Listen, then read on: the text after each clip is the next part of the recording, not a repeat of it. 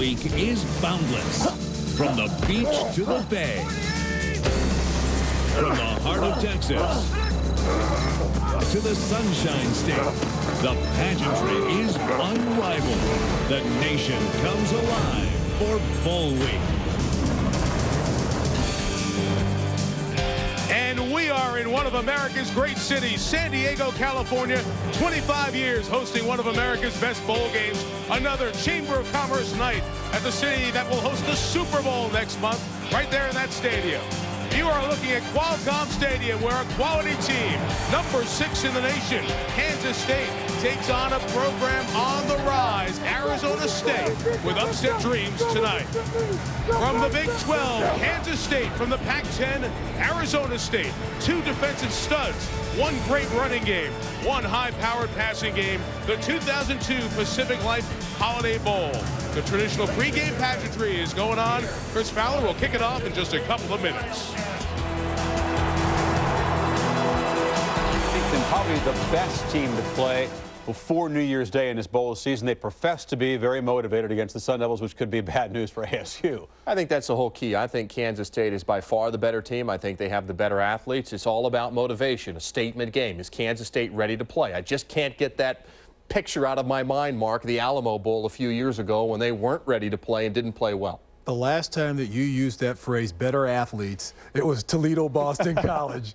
That's but I admit I was haunt. wrong, but I don't think I'm wrong this time. I believe you. I don't think you're wrong this time. I think Kansas State's obviously the better team on both sides of the ball. I really love their defense led by Terry Pierce and Josh Bull, the linebackers, who do an outstanding job. Both have over 100 tackles each going into this game. Everyone talks about Terrell Suggs. Watch the offensive line of Kansas State. Go after him, pound him, knock him around. He won't be able to get to the quarterback. Not just the Alamo, the Insight Bowl, and they took on Syracuse last year and didn't show up either. But this is a much better K-State team than that 6-6 team a year ago. Enjoy it. The Wildcats and the Sun Devils when you come back from San Diego. Bowl Week, where history is made and legends live on.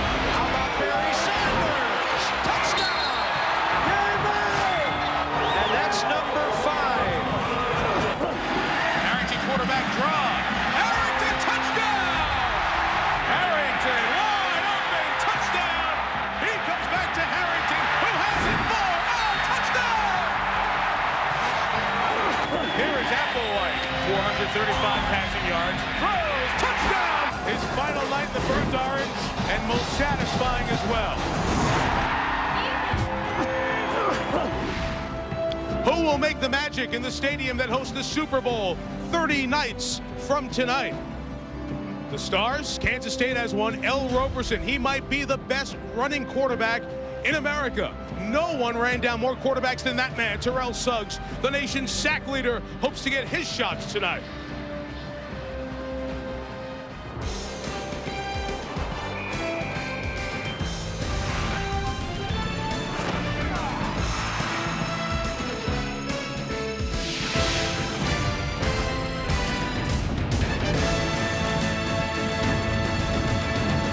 Always close, always high scoring. The Pacific Life Holiday Bowl. The 25th edition brings us the number 6 team in the country. The Wildcats from Kansas State, 9 points for a perfect season against the 3rd place team from the Pac-10, Arizona State. Good evening, everyone. We welcome you to what is always the best of the pre-New Year's Day bowl games. And the Big 12 rep held up its part. Kansas State's the best team not playing in the Bowl Championship Series, so close to a perfect season.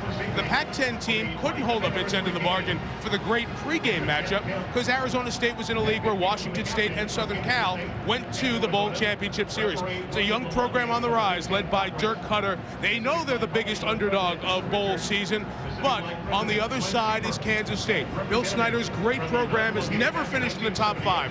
They'll probably do that if they win tonight, but they also know that they laid an egg in the bowls 2 of the last 4 years. They play with more pressure tonight.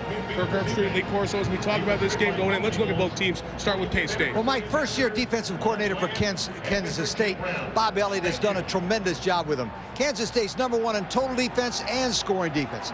And the #1 player on this team is a defensive coordinator named Terrence Newman. Now, Terrence Newman is the best corner in all America when it comes to cover receivers. He's the Big 12 sprint champion. And Kirk, I think he can cover anybody in America, and he's going to have a battle with this little guy, Sean McDonald from Arizona State, can fly. You know, I've worked with my man here for 7 years. He's never worn that's right. a winter jacket, and he decides to pull it out in San Diego, California. You look good. You look good. You're right about Sean McDonald in the matchup, because Sean McDonald's one of the better receivers in all of college football. You know, he's got a quarterback who can get him the football. Andrew Walter exploded onto the scene this year in the Pac-10. You realize he had 400-yard passing games this year alone. That's never been done in Pac-10 football history. The big question, though, guys, will he have time to throw? He can release it. Yeah. He can make big plays, but they've got to do a good job of protecting him against, I think, the best defensive line that Arizona State's seen this year. Yep. Without a doubt, that's the key. The small guys for Kansas State and Arizona State are there. The big offensive guns are there for ASU, but the Wildcats must put up points on an impressive Kansas State defense here tonight. Arizona State is will get the ball first, as Kansas State. Arizona State did win the toss. I beg your pardon. They decided to take the ball and receive. So KSU is going to kick it away. Joe Ream to kick, as we are set for the 2002 Pacific Life Holiday Bowl, 25th playing of this great bowl game. The weather's been perfect in San Diego, and as we say every time at this point of the game, why don't we live here? Another spectacular weather week. Will it be capped off by another fabulous game? Kickoff tumbles down to Josh Golden from the 4. Golden is hit hard and brought down at the 17-yard line. Lewis Lavender was at the bottom of the pile, and at the top, Jared Johnson helped stop for K-State. So there's the quarterback that Kirk was talking about a moment ago. What Walter's done this year is phenomenal in stats when you consider he wasn't the starter until 5 games into the season. The Coors Light starting lineup behind him. Very talented players who touch the ball. Mike Williams will be the feature running back. They don't run it very well. The fullback Carney, good in the pass game. McDonald outstanding. Lightfoot can get down the field. Pinkard's a top couple of round NFL draft pick at tight end. First down for Walter. Going to try a big shot down the field for Lightfoot. Incomplete. K-State knows Arizona State wants to challenge them deep, and you see it there from the very start. ASU's offensive line, no seniors up front. Crawford, left tackles back home. Hodgson, the right guard, maybe their best right now. Kansas State defense, toughest to score on in the nation. Well, and I think starts up front because of how physical they can be. Keep an eye on number 30, Tank Reese. Arizona State is concerned with Tony Aguilar, their center, going up against Tank Reese because of how physical Reese can be. 2nd and 10 for Arizona State. From the 17, Walter got rid of it, but the pressure forced him to get rid of it a little sooner than he had hoped. 3rd down coming up. KSU's back 7, top 3 tacklers, the linebackers. They're all from Texas, and Buell and Hickman on the ends. They went to high school together. Lee, what about the defensive backs? He's the best defensive back in the nation. A great cover guy, as good as they get when it comes to covering receivers. Starting lineups, Kansas State and Arizona State. 3rd and 10 for ASU from the 17. Walter has time, has a lane to throw. It's complete for the first down to Skylar Fulton. The junior from the Northwest, Olympia, Washington, picked up 11, and the drive stays alive. It's a big, big conversion here on 3rd and long. The 2 things happen. Number 1, very important for Arizona State to give their quarterback time to throw, and they did that in a situation where you knew Kansas State was going to come after, protecting Walter and then taking on one-on-one coverage. Fulton just sat to the outside, got off the man coverage for the first down.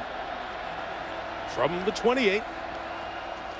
First running attempt of the game. It's Mike Williams, the junior, gets across the 30 and to the 32-yard line. Yards are going to be hard to come by in there. Bobby Walker, the free safety, walked on in. You guys have seen good defenses all year.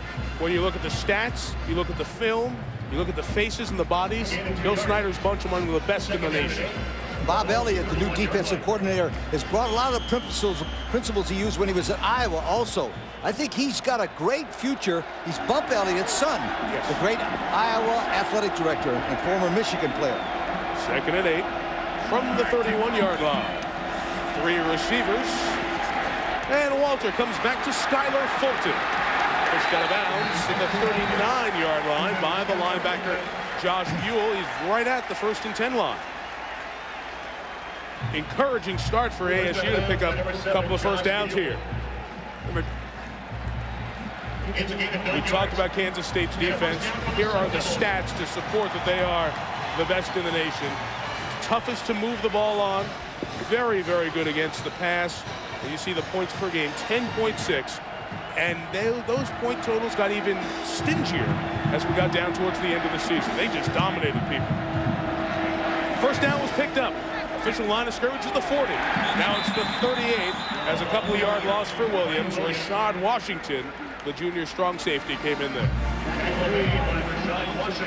This is why I think it's important to get Arizona State. Just try to establish a little bit of a threat with the running game. Rashad Washington is the safety. He's number 2. Look where he's lined up. He's going to come right through there.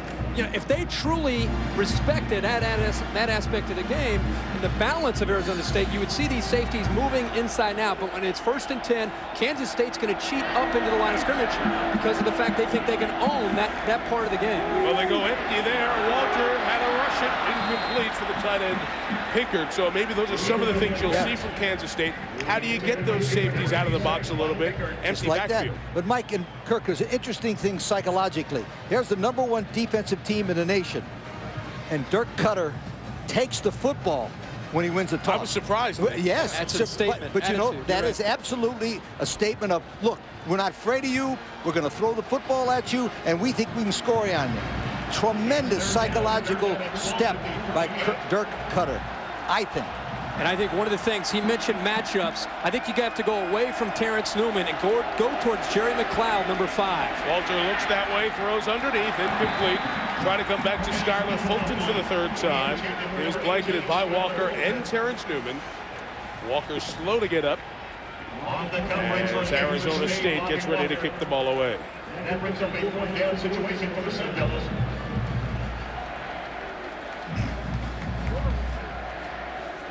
Kansas State had an outstanding special team season in terms of block kicks and kick returns. Very important for Travis Brown to take care of business. Tim Parker, I should say, to take care of business. 2nd in the Pac-10 in punting this year. Terrence Newman, a spectacular return man, awaits. Tough to return this kick. Well covered, and it'll come down at the 20-yard line. Arizona State's Mason Unk, one of their best linebackers, is a fiend on special teams. He made that play. KSU touches the ball on offense for the first time. Holiday greetings to you from Pacific Life in Newport Beach, California. We hope you're enjoying tonight's game between the Kansas State Wildcats and the Arizona State Sun Devils. We're proud to be associated with the Pacific Life Holiday Bowl, celebrating its 25th anniversary of tremendous games and incredible finishes. Congratulations to both teams and their great fans for earning this trip to play in San Diego. If you look at the principles that apply to great football, persistence, performance, and strength, these have been the cornerstone of our business since our beginnings 135 years ago. And they are a solid foundation for our matchup with this prestigious Holiday Bowl event. In addition to the Pacific Life Holiday Bowl, Pacific Life is also proud to sponsor the Pacific Life Open Tennis Tournament and the Pac-10 Men's Basketball Tournament. We're committed to supporting these and many other major sports events. On behalf of all of us at Pacific Life, happy holidays and enjoy the rest of the game. Back at Qualcomm Stadium, San Diego, the Arizona State quarterback, Andrew Walter, picked up a couple of first downs and 21 yards on an 8-play opening drive. But now, after the punt, Kansas State will take over at its own 22-yard line. Kansas State, for those of you who did not see a lot of the Wildcats, 10-2 this season. They run it 3 out of every 4 plays. So when they do their work, it's behind a big, impressive offensive line. Their quarterback's a junior, El Roberson, who had a 200-plus yard rushing game against Nebraska earlier this season. Darren Sproles, a little mini-mite of a back, Takes it out to the 27-yard line. 5-yard first down pickup. We mentioned Roberson, his terrific rushing numbers. Has a chance to get a 1,000-yard season with just a decent game tonight. Might even do it on this drive. He's improved as a passer. Sproles closed the season with 8 straight 100-yard games. Wilson, a good blocking fullback. Taco Wallace leads the team in catches. James Terry takes it deep down the field. An imposing, improving tight end, Thomas Hill. There's Wilson to block. Sproles behind the line of scrimmage. The guy who made the play in coverage, Mason Owens, on the punt a moment ago with -2 there. The offensive line that they got through, 5th in the nation in running. When they need the tough yards behind Barnett and Leckie on the left side. Leckie first team all Big 12. ASU's defense led by the nation's sack king. Number 48, Terrell Suggs, is the defensive end, is the Pac-10 and NCAA sacks record holder. He does it with great speed coming off the corner. Every time it's a long yardage situation like now, keep your eye on number 48. 3rd and 7. There is Suggs, top of your screen. Roberson to throw. Here comes Suggs from behind. He got a piece of the ball. They don't say it's a, oh, they do say incomplete pass. Boy, I thought Suggs got a piece of it. Maybe the arm was coming forward. The referee says incomplete forward pass, and it will be 4th down. But right away, you see the impact of Terrell Suggs. He came off the corner, and he beat Thomas Barnett easily. But Suggs does it with unbelievable speed and quickness. When we asked the defensive coaches who's the best player, they all said Terrell Suggs, and that was a perfect example of Kirk, of his first step quickness. This guy's going to be a great pro. Great pro, and I think he's gotten a lot stronger, which has helped him this year. That ball looked like it got deflected before the arm started to come forward. I think that's a fumble. Travis Brown's a punt. Arizona State looks like they're coming after it, so K-State brings in Randy Jordan off the corner to help protect. Taplin back with it. Spun around to the 40. Keeps the return alive. Still in the 44. Special teams tackle by Henry Bryant, the defensive end. 35-yard punt. Just a 4-yard return, but good field position for Arizona State.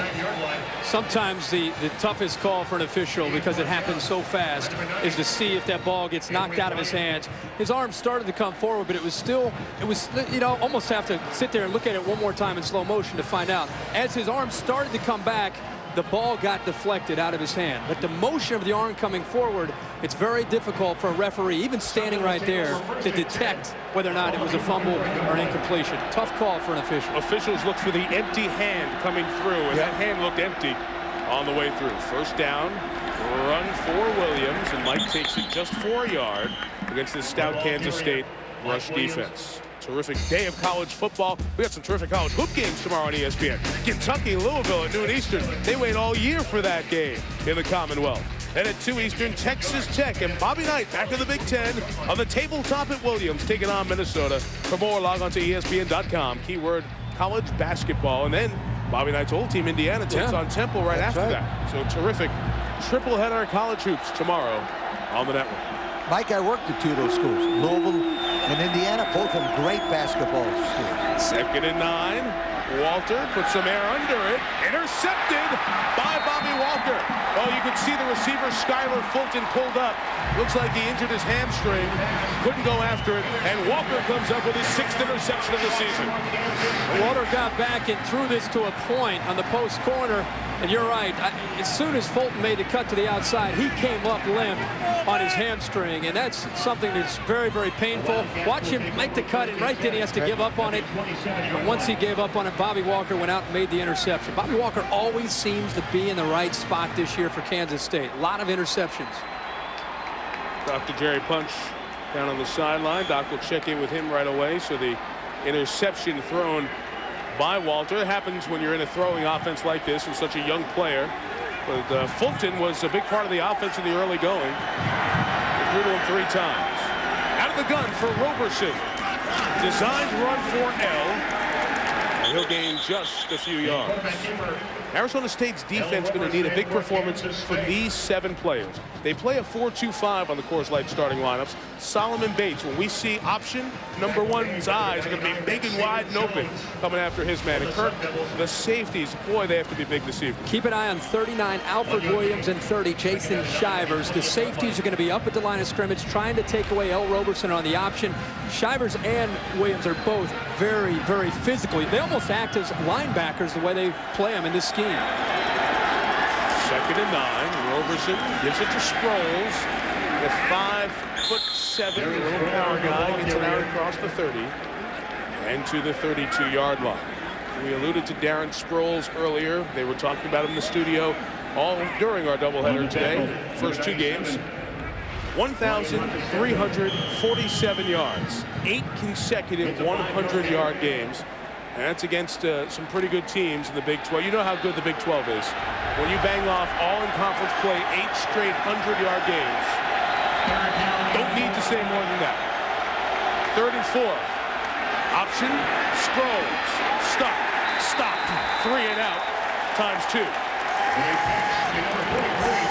As we talked about in the opening of the show, the key to Arizona State's defense will be 1st and 10 stuffing them. Again, there was a perfect example. They made 1 yard on 1st and 10. That time they stopped them. The last time they made 3 yards on 1st and 10, they stopped them. They stopped them twice because they've stuffed them 1st and 10, Kurt. I like the way they're playing the option, too, mixing it up. That time they decided to attack and take the ball away from L. Roberson, force the pitch, and then they had 2 players in the alley there to take away the running of Darren Sproles. ASU may get a chance at blocking a kick tonight. Travis Brown gets it away. Justin Taplin awaits. From the 26, 2nd time he spun to try to get away from people. Has some space on that far side.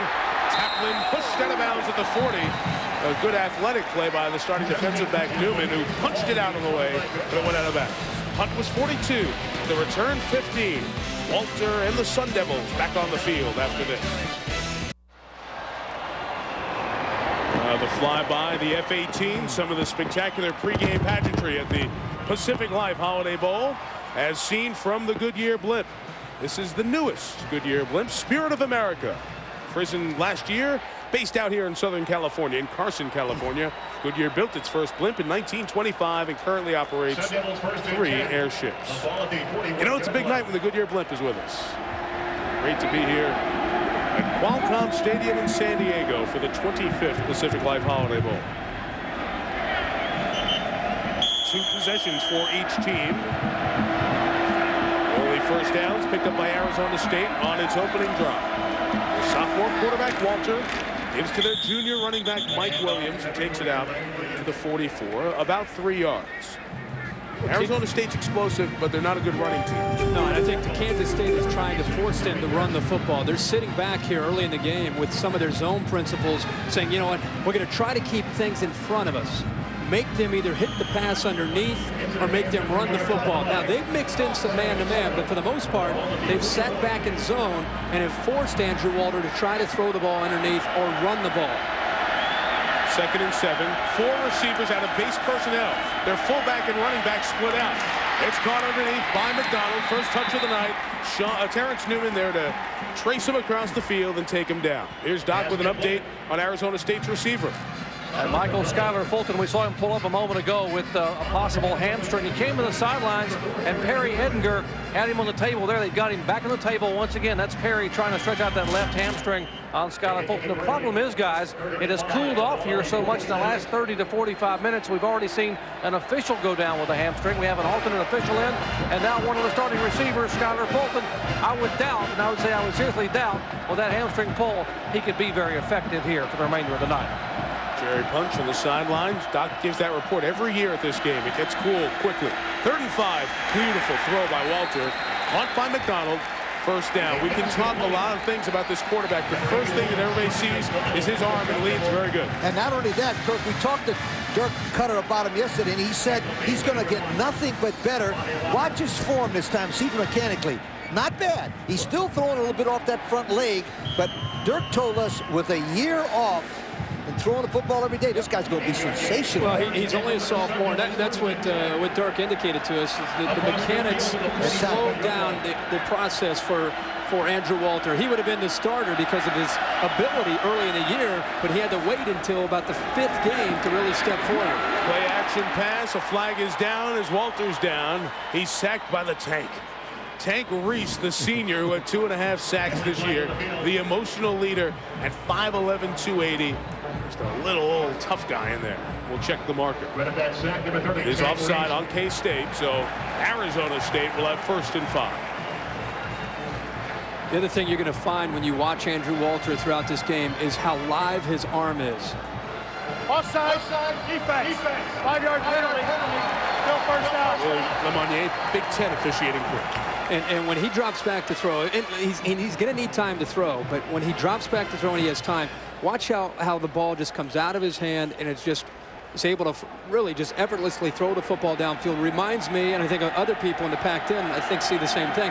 When Drew Bledsoe was a sophomore, early as freshman or as a sophomore, he looked a lot like what you see tonight from Andrew Walter. Put it in the hands of Akeem Hill, the speed of Kansas State's defense. There to deter that. Bobby Walker, who's been around the ball a few times, along with Terry Pierce, were there to make the play. Getting back to Walter, and one thing that's very important, he's going to be an excellent quarterback, but it's imperative, I mean imperative, they get a running back. They have to get somebody besides Mike Williams and Hakeem Hill who can break the game wide open. If they get some balance, can you imagine how good this kid's going to be? They're going to be sensational, but they need a runner. Maybe Hill or Williams or Candidate, these are all young backs. Maybe they can advance in the future to give them that balance that all quarterbacks need. 2nd and 10. Looking for McDonald on the right side. Sean couldn't hang on. One of the things, when you have a Sean McDonald who's caught 76 balls, it's no surprise. Hey, Martha, they're going to come after 81 and throw him the ball. So how do you get him open? That was one example there. Well, they're going to put him in different positions within formations. Instead of just keeping him at the slot and motioning him on one side, they're going to move him across the field, try to get him into the matchup that they like, as opposed to what Kansas State wants to dictate. So McDonald there, that was there. He was open underneath the zone for the first down. He just dropped the ball. As you saw on the sideline, Dirk Cutter with his play sheet. Dirk Cutter is one of 10 head football coaches in the country that is his own offensive coordinator. He draws up the plays and he calls them. See when he's pulled out for 3rd and 10 for receivers. 5 in the pattern. Walter, not the fastest guy on the planet, took a shot at the 40-yard line. Bobby Walker came in to finish him off after Pierce and the other linebackers started. 3 yards shy of the first down, and they will kick it away. On the tackle. Here, he knows it's coming. The pressure is going to come on 3rd down and long. I think he steps up at the right time. The pressure is going to come from the outside. He steps up. You're right. He's not the fleetest of foot at this point, but he does try to pick up some yards, and he's almost got him in a position here to get the first down. 4th and 3. That guy is fast. Terrence Newman, 6th in the country in punt returns. Don't figure to get a chance to return one from the 40. Parker tries to keep him inside the 10, and he turned it down perfectly. It's like backing up a wedge at the TPC of Scottsdale. 38-yard punt, 98 yards of field to drive. Kansas State still looking for its first down of the night. ESPN's exclusive presentation of the 2002 Pacific Life Holiday Bowl. Presented by Pacific Life. Offering insurance, annuities, and investments. Rely on the strength of Pacific Life. And in part by the all-new 220 horsepower Mazda 6 sports sedan. And by Rocky Mountain Cold Coors Light. Cold. Down. Easy. The last 4 Pacific Life Holiday Bowls have been decided by 5 points or less. We've seen some great games from this beautiful stadium over the last few years. Long field for El Roberson, the junior quarterback out of Baytown, Texas. K-State drive start from its own 3. They got to be careful with Roberson. He went 91 yards for a touchdown this year. He's got the speed to outrun anybody on that Arizona State team. Well, the fear you have when you put so many guys at the line of scrimmage to stop him, if he breaks through the initial surge, he's gone. They're going to throw from their own 3 on first down. Try a big shot down the field. Separation for Taco Wallace, but incomplete. He's involved in coverage with Brett Hudson on the corner. Roberson, the quarterback, Kirk, we mentioned he's approaching 1,000 rushing yards on the season. Well, he is a quarterback that has matured greatly from a year ago. He's always had incredible physical talent. Anybody who has watched his career over the years in Manhattan knows that. But I think what has changed this year is his commitment to the game. He's made an effort to study the game, study not only his offense, but the defense on the other side. And it's really helped him to become more consistent. I think this game tonight is a showcase for him to show the nation that he should be one of the guys next year for the Heisman. He runs it on his own, gets only to the 5-yard line. That's the third time we've called Mason Unk, 52, who joins Josh Amobi, 55. The linebacker is very active for ASU early on. And they're trying to take away that option in that running game and force the deep throw, which you just saw Kansas State go to. But I really mean that. You don't want to overhype this game or this moment for this kid, but this is one of the first times tonight, the whole year, that L. Roberson has had a chance to show the nation how good a player he is and the kind of year that he's had. 3 receivers to the near side. The tight end Hill is the only one on the left. He stays into block on Suggs. Roberson good on the run. Pass is caught for the first down at the 16 by James Terry. It's the first Kansas State first down on the night. And the reason they made the first down is L. Roberson's athletic ability. That time the offensive line completely broke down. Terrell Suggs was in there. Everybody was chasing him. And Roberson threw a rope, I mean a shot on the run, Kirk. That was the most impressive throw I've seen him make in a couple of years. That was a nice throw. Well, he's got arm strength, and I think he just showed his shoulders weren't quite turned all the way, but he still had enough zip on the ball to get it in there for the first down. After 11 yards. They're going to have to check against it. I mean, Arizona State, Mike, they're putting everybody up at the line of scrimmage. They're playing man-to-man on the outside. They're going to have to take some chances out there. Roberson to throw. There you go. Incomplete. Should have been caught by Thomas Hill, the junior tight end out of Tulsa, Oklahoma. Their first 8 plays, a total of 11 yards. 11 yards on the last play. That was James Terry, the intended receiver, not Thomas Hill. And Arizona State's smart enough to realize coming into this game, what the heck? Well, let's play our style. Let's get up into the line of scrimmage. We respect their physical running game, the option game. Let's try to take that away and make them have to go to the passing game to give ourselves a chance to win this game. They're just trying to take away the strength of Kansas State. So far, early in the game, they've been able to do that. We got Sproles, the running back, down here at the bottom of the screen. Roberson will throw. Incomplete. That one was intended for Thomas Hill. No flag coming. The cover by Jason Shivers, a sophomore at a South Mountain High School in Phoenix. Top tackler on this team last year. Top tackler on this team this year. You think he can run? 100-meter champion of state of Arizona. If you watch him here, Shivers moves back in good football position and then gets a good break on the ball and immediately goes over the top. That's a good defensive play to keep him having pass interference call. Excellent athletic play right there by Shivers, number 30. Suggs the pass rusher, 3rd and 10. He looks to the quarterback. Roberson tries to screen. Incomplete. And the big story early here, folks, is this Arizona State defense that gave up points aplenty. They gave up 29 a game. Right now, they're hanging in there and getting the job done. They almost have an attitude. Looks like they're playing, we have nothing to lose. Let's go out there. Nobody expects us. Nobody's talking about us. Let's go out and make some plays and have some fun. That's what they've done here in these first 3 series. Brett Guy, the defensive coordinator, told us that they were definitely going to play 1st and 10 and then force these guys into a passing situation. Right now, congratulations, Arizona State's Brent Guy, defensive coordinator. We're going after him. Zone pressure. Travis Brown gets it away. Nice kick. Turned it over. Taplin will catch it midfield. Spins again. Memo to Taplin. Stop spinning. Get what you can. Go forward. Get your yards. Go forward, young man. 34-yard punt. 1-yard return from beautiful San Diego, California. No score. Scoreless here in San Diego at the Pacific Life Holiday Bowl. Bowl games continuing. And, this is an end for this man, Ced Dempsey, the head of the NCAA. He is moving on. The final official act at an intercollegiate sporting event for Ced Dempsey is here at the Pacific Life Holiday Bowl. He's going to move to La Jolla for his post-NCAA days. Pass by Walter is caught by the fullback, Mike Carney. He's a wise man. It's a good move. Come out to La Jolla. See, I asked if he's teed up. He said, I have a few golf course options already. Man. Said that's a position where you can get no credit because of the many hurdles, but Shed has done a lot for intercollegiate athletics at all levels, not just football and not just men's sports, ladies sports as well. And our hats off to Shed and hope that keeps it in the fairway out here in La Jolla. He did a nice job with Title IX. Very good, Mike. 2nd and 6. Matt Miller, the move man. It's in the hands of Mike Williams. That play's not going anywhere. Andrew Shaw, junior out of Webb City, Missouri, who had 9 sacks on the year, came off his end.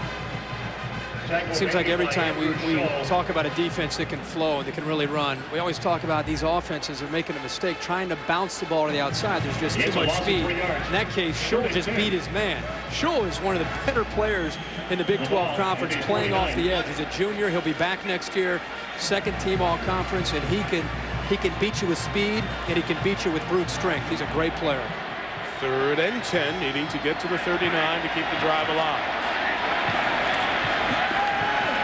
Pressure. Walter lost the football. He got it back. Schull again.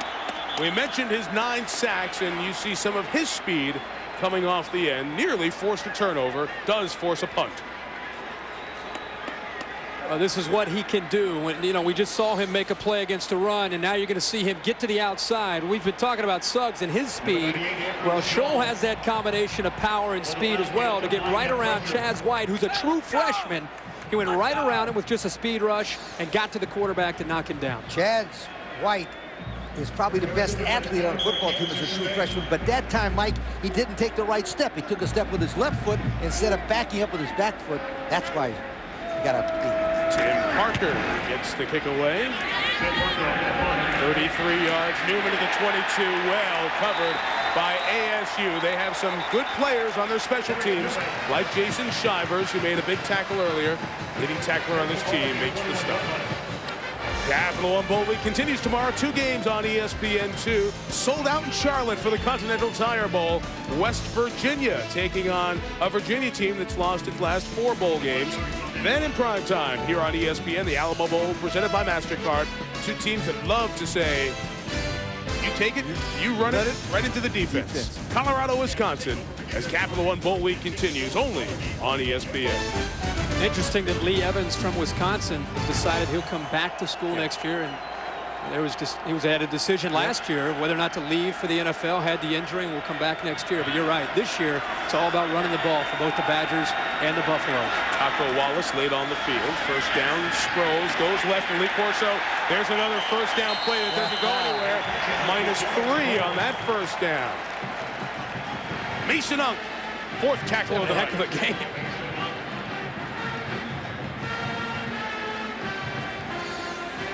As we watch the inside pursuit, now the reason why they're playing well in here is that everybody is taking one of the offensive linemen and covering them up so Unk can come up to the inside. The key so far to me, it looks like the Arizona State smaller line is quicker than Kansas State expected. Kansas State on first down averaging less than 1 yard, sweethearts. Pressure, Suggs! The leading sack man of the season gets number 23.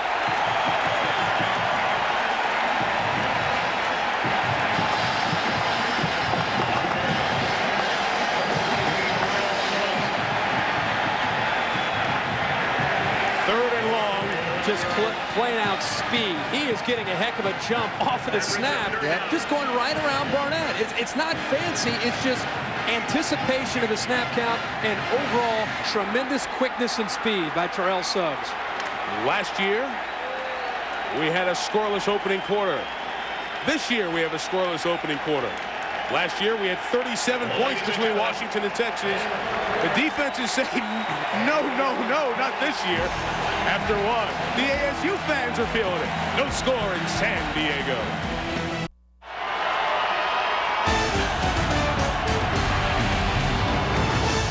Back at the Pacific Life Holiday Bowl with Dr. Jerry Punch, Lee Corso, Kirk Herbstreit, Mike Tirico. A scoreless opening quarter. Kansas State struggling offensively against the one unit that was spoken of the least in the lead up to this game. An Arizona State defense that has held KSU to 14 plays, 6 yards, and just 1 first down. And this is the situation we talked about in the pregame. 3rd and long. They're going to send Ned Suggs from the other side. Now this time, Mike Kirk, he's playing on the left side. Last time he was on the right side, so he's going to try the right tackle this time, Mike Johnson and Billy Miller. 3rd and a quarter of the field. Quick count. Roberson in trouble. Put it up for grabs. Incomplete. Roberson was running for his life. And they'll kick it away from their own end zone. He moved off to the right, and Thomas Hill, the tight end. This isn't a tackle, it's the tight end. Thomas Hill. Darren Sproles is going to help out as a running back, and also they're going to use the offensive tackle Billy Miller. Here's actually number 84 got into the mix, the tight end. Look at Sproles trying to help out. Barnett, they had 3 essentially blockers trying to contain Terrell Suggs, and they couldn't do it. Pressure on here for Travis Brown. Just enough space. They're calling in reserves. 10 are coming after it. Peel back for return. Good hang time. Taplin from the 40. Tap dancing and brought down. A terrific open field play by who else? Terrence Newman, who is the Thorpe Award winner, best defensive back in the country. The punt was 35. The return just 2. Well, we mentioned Kansas State was the biggest favorite coming into this bowl season, and I think a lot of people are surprised here in the early going. What about you guys? Well, go ahead. First of all, I was very surprised by the head football coach, Dirk Cutter, taking the football right away and saying to the number 1 defensive team, we're not going to back off. And I think that rubbed off in his whole football team. Yeah, still have the scarf and the jacket on. You're Absolutely. right. I am very, very surprised by the effort of Arizona State in this game. The field position has really played to their favor. They just got to go out now and try to capitalize. Look at this. They're starting at the 38 of Kansas State. And they're going to take a shot. Walter stepping up. Can't get away from K-State's defensive line. That time Thomas Houchin, the junior from Sanger, Texas, comes up with his 2.5 sack of the season. I have a recommendation for Andrew Walter and the Arizona State offense. Forget the play action, because when they play action, nobody in America knows they're going to run the football because they can't run it, and the defensive linemen just run right back and tackle the quarterback. I'd say maximum protection when you, Kirk, somehow. Yeah, maximum protection, but sometimes, as you know, with that play action fake, it's not necessarily to hold anybody. It's more so that the blocking scheme just calls for the play action fake behind it. Forget about it. 2nd and long. Quick hit to Darrell Lightfoot. Speedy sophomore out of Corvallis in Oregon. Picked up 9. We'll have 3rd and about 6 coming up. It's really interesting that Kansas State is forcing Arizona State to be patient. You know, this is a big play offense that Dirk Cutter has been able to put together. Last year in his first year, they had 29 pass plays of 20 yards or more. This year, they've had 54 pass plays of 20 yards or more. So teams that defend Arizona State without that running game that you're talking about, they want to take away the deep throw and keep everything underneath and make them kind of play with their left hand. McDonald, the move man, looking for him. Walter throws underneath instead. 1st down. That's Derek Hagan at the 23-yard line. True freshman from California out of Palmdale. They pick up 11. Well, that's exactly what I was talking about. Forget the play action. What they did is they zone blocked the entire front line. Watch them. They'll all stay right there, nice to them. They keep in the tight end, and they block the back.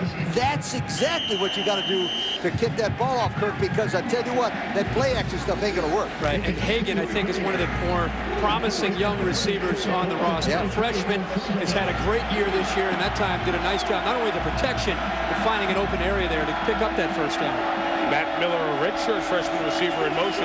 Play action. Walter needs to get rid of it, put it up for grabs. Incomplete. He's trying to throw it somewhere where nobody could chase it down. Mike Pinkard, the tight end, was the intended receiver, but was blanketed by that man, Bobby Walker, who has the interception from earlier.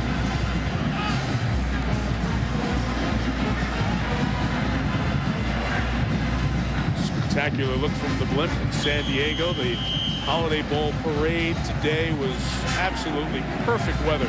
Temperature near 70. I don't think we've seen a cloud for 2 days. No.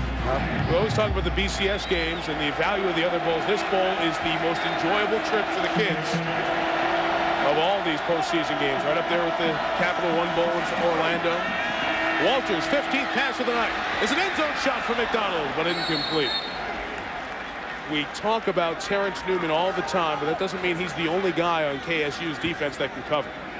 That, I think, has been the big storyline for Kansas State this year. When they came together this year with a new defensive coordinator, everybody knew about Newman, but players like Jerry McLeod have stepped up. He's played wide receiver until this year. So they had to break in 3 new defensive backs to go along with Newman. And the coaches have told us that early in the year it was probably a little bit of an inconsistent part of the defense, and it's developed into now a strength of this defense. The secondary is really, really playing well by the end of the year. Needing to get to the 14 for a first down. Justin Taplin in motion. Walter sets the screen back to the other side. Williams has room. 15. And down to the 8. First and goal, Arizona State. That fast-flowing Kansas State defense gashed for 15 yards. Boy, what a call here on 3rd and long. Kansas State's had a lot of success at putting pressure. Can it roll out, get the defense to flow this way. And it's very key to get everybody to flow this way. All your receivers are off to the right. Then they decide to throw it back to Williams. Look at the convoy of blockers. Kansas State is very, very fortunate that they were able to stop that. If it weren't for Terrence Newman getting through those blockers, Mike Williams walks into the end zone. First and goal for ASU. Williams tries the left side. Down to the 6. Yards are going to be tough to come by against this Kansas State defense down here. When you talk about red zone productivity, when you see a good red zone team, you usually see a team that's pretty good with the run. Arizona State only scored touchdowns on half their visits into the red zone, and then that dovetails with what they cannot do, rushing the ball. Well, that's because of the fact when they have the ability to run the ball, you keep everybody inside, then you can throw outside. You see them now, right? If I was Arizona State right now, I'd run some kind of post corners or something. Get the ball to the wideouts, one-on-one, block everybody else. Don't get sacked, young man. 2 tight ends, 2 receivers. He throws for Taplin. Separation. Right, score. Touchdown. Sun Devils.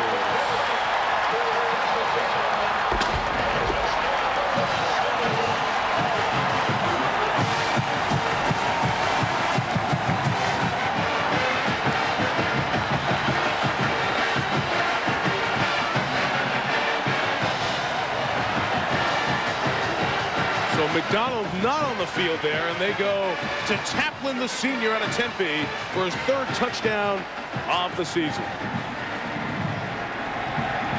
Matt Cooper holds. Jay Breckenridge snaps. Mike Barth didn't miss an extra point all year. The only kicker in the Pac-10 that's true about.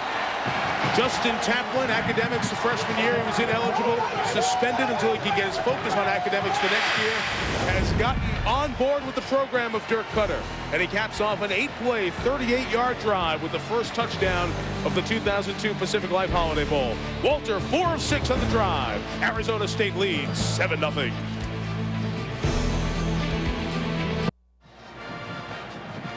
Eight-play, 38-yard drive for the score. And guys, when we were talking during commercial, the defensive pressure, Terrell Suggs up front, the 3rd down, just throw the ball away, made it a short field after the punt, and the opportunity for Taplin to score the touchdown.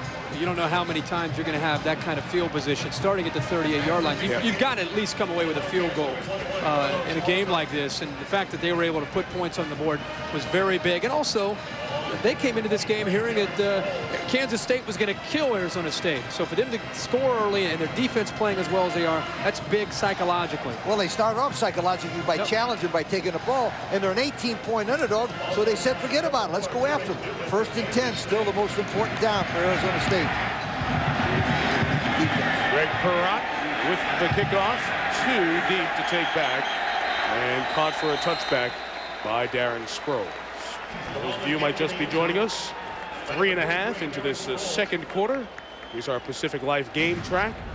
Arizona State getting on the board first for just the 5th time this year, thanks in part to the defense. Terrell Suggs, the nation's leader, has a couple of sacks here in the opening quarter, plus and the touchdown moments ago to Justin Taplin, the senior. And the big play on that drive was the screen pass on 3rd and 10 to the running back, Mike Williams, that gave them the opportunity. Kansas State, I think, either has to try to get the ball to the outside on the option or get the ball thrown downfield. Arizona State is just attacking. Look at them. They have all 11 guys right now, 5 yards. Everybody at the line of scrimmage. They're trying to disguise and confuse L. Roberson, but they've got to attack themselves. There's the option. Option. Put it on the ground. Loose football. Who's got it? ASU says they have it up. They do!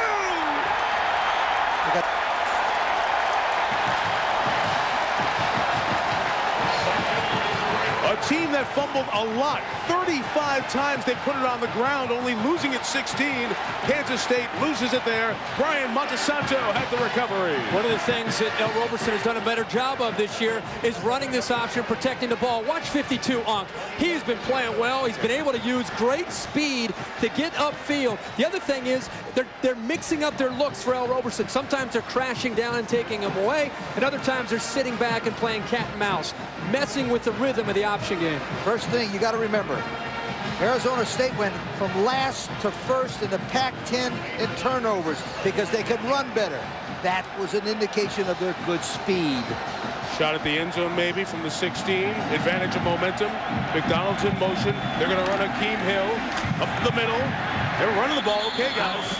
Wow. 5 yards to the 11-yard line. Dirk Cutter is a young program builder. He sensed what needed to change after that first season. It is so hard in a first season. It's like sleeping in somebody else's bed, wearing somebody else's clothes, eating out of somebody else's kitchen. You just don't feel comfortable, but now he kind of feels like it's evolving into his program. Great last night we said, when you inherited this team, what did you recognize? He said, we were selfish team. They've learned to become more united, play as a team. Similar play. That one is read by Rashard Washington. The strong safety was smelling Mike Williams and got that play. Maybe a yard. Down to Jerry Punch again. Talking about the difference that Dirk Cutter has made with this football team. At the luncheon yesterday, I got to sit with he and some of his players, and I leaned over and asked a couple of players, Mason Unk, the linebacker, and a couple others, what the difference was this year. And they all three simultaneously, like they were singing a chorus, said the same word: chemistry. We all believe in each other. We all have chemistry. We're not nearly as talented as we were a year ago, but we believe we have the chemistry to win, and obviously it's showing here tonight. 3rd and 5, needing to get to the 7 for a first down. Underneath. It's caught, but what a stick on McDonald. My goodness, was that read by Bobby Walker. So active in this game. McDonald was trying to sneak underneath and get the first down, but the field goal unit will come on. That's that jailbreak screen that I like so much. I keep telling Kirk I wouldn't want to defense that play, but I just found out how to play it. You get a guy like Bobby Walker, and you say, sing him, man. Wow, what a nice shot by Walker, 6'1", 196 senior. Good kicker, Mike Barnes, senior out of Phoenix. Officially 26 yards. Good hold by Cooper, and Arizona State, double-digit underdog, double-digit lead. This is the 5th quarter in the last 50. The Kansas State's allowed 10 in one period. Very surprising start to this Pacific Life Holiday Bowl as Arizona State has jumped out to a 10-0 lead. I mentioned the impressive performance defensively by Arizona State. We're seeing it from above at Qualcomm Stadium. From Goodyear, the aerial coverage, Goodyear and its fleet of airships reminding you to take all of life's journeys on the wings of Goodyear.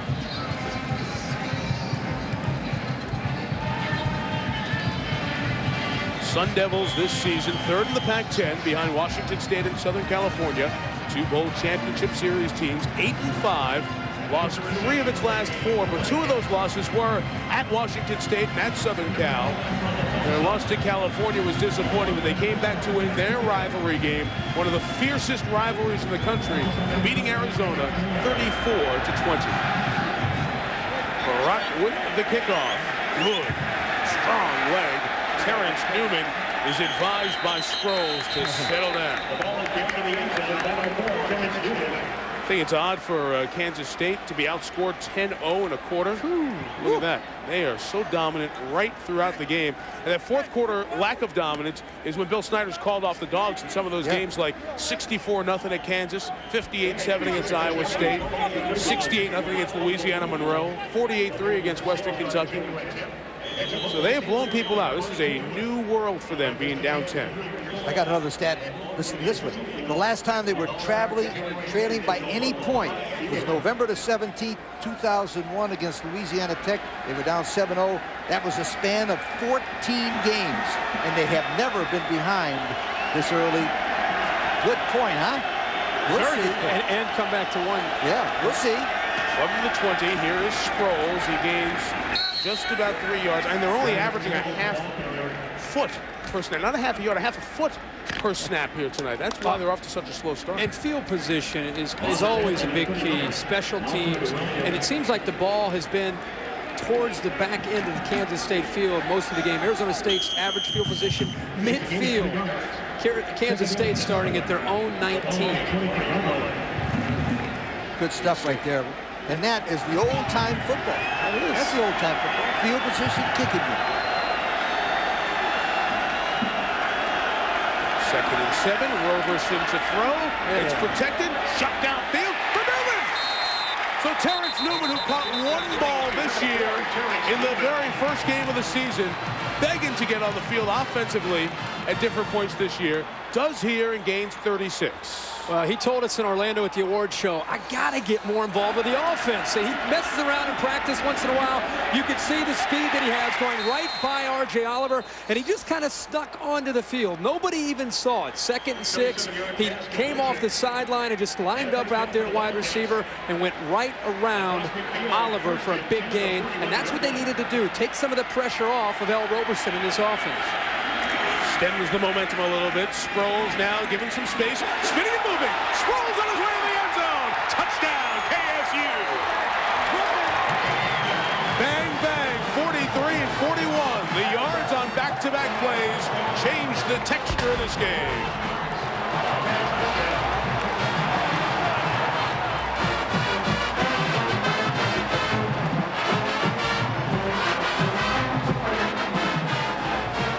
That simple little fade to Terrence Newman sometimes has a way of softening a defense.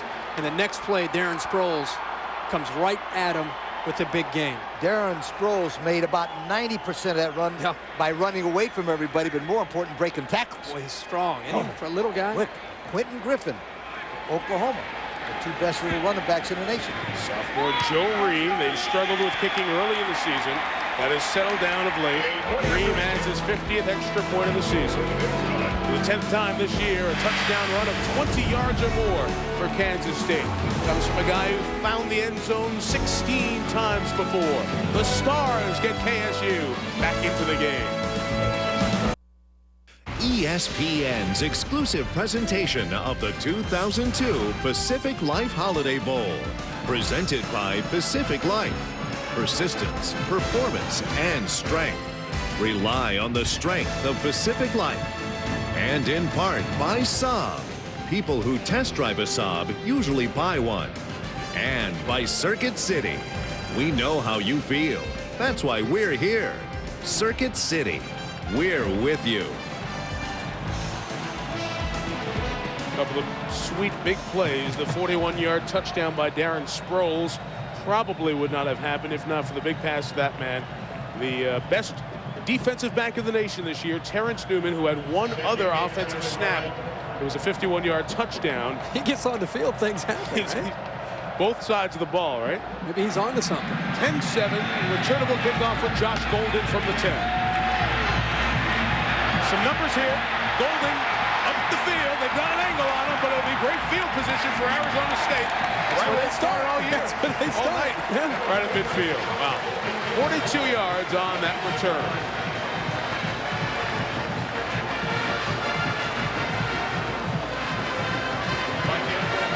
Golden's longest return of the season, Coach. And Golden goes up the left side. It kind of makes everybody think he's going that way. Then makes a break to the outside. And the reason why I like this play, it gives them an opportunity to answer. Yep. Anytime you're an underdog and the favorite sticks you in the mouth, you got to come right back and hit him in the mouth with some big play. Wonderful return. Some good blockings here to open up a huge alley for Golden. From the 48, McDonald in motion. The 4th drive to start in Kansas State territory. It's a pass to Carney, the fullback. 7 to the 41. 2nd and 3 coming up.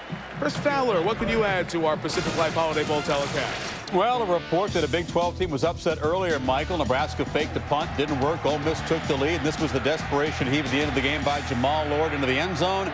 But making his second pick of the game is Doug Reeves. His streak of 40 winning seasons is over, and David Cutcliffe is the winningest coach in Independence Bowl history. So he's got that going for him. Wow, it's a great win for Cutcliffe and Eli Manning. Now a decision to see if Eli will come back as the Big 12 gets knocked off in the bowl game for the first time this year. No confusion there. Hakeem Hill gets it, takes it forward. First down at the 35. What a stick by Terry Pierce. Mark May was telling you about Pierce during our first two games. You see the second leading tackler out of Fort Worth can bring it with some heat. He is a big middle linebacker who can run and has a nasty streak. I mean, he's knocked out 3 quarterbacks this year, and I think he takes a lot of pride in the fact he's not out there to hurt people, but I think he secretly enjoys putting a big hit on not only quarterbacks but anybody he gets a chance to. He reminds me a lot of Al Wilson, who used to be at Tennessee. Down run again. Hakeem Hill tries to get away from Rashad Washington. That's the 4th tackle Washington's made tonight, and he loses about a yard. The running back Hill is the son of former NFL player J.D. Hill and the younger brother of Khalil Hill, the former Iowa receiver, who's just hooked on the practice squad with the 2-13 or 3-12, excuse me, Detroit Lions. It's interesting, from Iowa City, Iowa, and he's playing in Tempe, Arizona. Well, that's a good move. Good move for both parties. Second and 11, one back. It's the fullback party. Pass situation for ASU. Maybe double reverse. Justin Taplin, what a play. Well read by Melvin Williams, senior out of St. Louis. It looked like pass, but Williams smelled out run and spilled them for a loss of 7. Always the mark of a great defense is not being fooled by things like this. Look at Kansas State. They're flowing, they're aggressive, they're coming all over the place as far as the momentum of the defense. So sometimes it's a good way to slow them down, screens, draws, reverses, but there is discipline there, and Williams was there to make the play. We give Williams a good pop there because he kept going. That was the quarterback there trying to play. Oh, yeah. Yeah, you're right. But if Williams didn't make the play, Washington was there, and Walker was there. There were plenty of bodies there, but he went right through poor Andrew Walter. He's only a sophomore. Give the guy a break. He's a quarterback, too. He ain't going to get his head dirty. 3rd and 18. Nothing to the right. Trying to buy time to the left. Good pass, but incomplete to Darrell Lightfoot. Man, he has, what's the vernacular? A hose. Yeah, right? You didn't care. Charlie Whitehurst, I said, had the hose, and he said, you know, this guy can let it go, too. This is like that big old 50-foot garden hose that never gets tangled, you know? It's just I think some of the coaches said bazooka. They said that's right.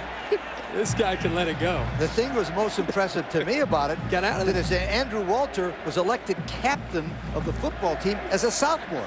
That rarely, my friends, ever happens. That's interesting. They do weekly captains, and then prior to the rivalry game against Arizona, they elect team captains for the rest of the year. And you're right, as a sophomore, that shows the leadership that he's provided this year. Tim Parker's doing a nice job of giving Newman very little opportunity to return a kick.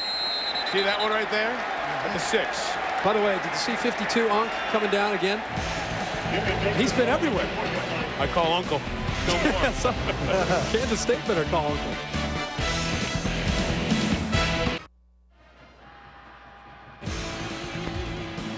Happy holidays from San Diego. 2002 Pacific Life Holiday Bowl. Plenty of boats out cruising today, so all the sails up. Oh, beautiful. Fowler would have really enjoyed the view today. You think Chris would have enjoyed it? Yeah. Well, he'll get out of Connecticut. Bill Snyder is fine. Bill Snyder's team struggled to get going offensively with the 2 big plays back-to-back with Newman and Sproles. Leading to the touchdown. Well, much like last year, scoreless opening quarter and an offensive flurry in the second. Arizona State started their familiar position right around midfield, and Kansas State starting at their familiar position deep in their own territory. 7th time KSU's had the ball, all inside their own 30. Roberson downfield shot, incomplete for James Terry. Well, they see what's being given to them. Now, keep taking that shot. Keep taking that shot. I like it. They took one with Newman, the defensive back, as a receiver coach on the last series. The thing that impressed me about Terrence Newman here is watch him use a swim now. See that swim? Now, a receiver usually has to be taught that over a period of years. Terrence Newman did it naturally. He reminds me a lot of that kid, Chris Campbell, the kid, Gamble, you know, the kid for Ohio State? Yeah, he does. Watch him in the Fiesta Bowl, because Chris Gamble can do the same thing against Miami. Did you see Newman standing on the sidelines? Coach, for real. It's not really. It's smelling chocolate chip cookies in the oven. Mom, ready? I'm ready. Let me try the first one. I'm ready, Coach. Yep. 2nd and 10, Sproles. Kept the pile going. Whoa, what a shot to finish off the play. Playing to the whistle, Travis Wilson, the fullback. I think it's so important. The reason that the fade that you just showed to Newman was so important is because of what it can set up. That's why they just went back to it again on 1st and 10 and missed it to Terry, because now you get a chance to get the ball to Sproles. Arizona State still, they have 10 guys up at the line of scrimmage, and with a good back like Sproles, once you break one tackle the way he did there, there's nobody left at the next level, and he's good enough to break a tackle and take it all the way the distance. 3rd and 4. This is what Kansas State is comfortable in. Keeps their option game in play, or they can throw. Wallace in motion. Roberson hit as he threw. That's why it was short, intended for Taco Wallace. Roberson was level. They brought pressure from the 2nd level in Josh Amobi. Arizona State, outside of Terrell Suggs, it's pretty simple coming into this game. They feel confident with their matchups on the outside. They're saying, our cornerbacks are better than your wide receivers, so we're going to play man coverage and come after El Roberson and attack the line of scrimmage. And right now, you can't argue with it because it's working. Travis Brown set to punt. Justin Taplin caught the touchdown earlier, ready to receive. Both gunners on the side are doubled. Would tell you they're setting up for a return. High kick, not very deep. 35 yards. Tackling from the 49. Brought down to the 42. And covered by Washington, the free safety. It's 5 tackles for him on the night. We mentioned the college basketball tomorrow. Kentucky and Louisville. They talk about this game all year in the Commonwealth. We'll see Patino and Tubby go head-to-head. And then the general, Bobby Knight, takes on Minnesota on the tabletop for Williams Arena. Follow that with Indiana and Temple. We're talking 3 serious hoops. Back-to-back hoop games as the non-conference season wraps up and we get set to settle into Big Monday, Super Tuesday, and ACC Wednesday on ESPN. Love college hoops. Time of year. Walter on 1st down for the 42. Wants a shot downfield. It's caught by McDonald. Lost his footing at the 19. Almost could have taken it the distance. He sent one man down the middle, cleared out some space for the junior Sean McDonald.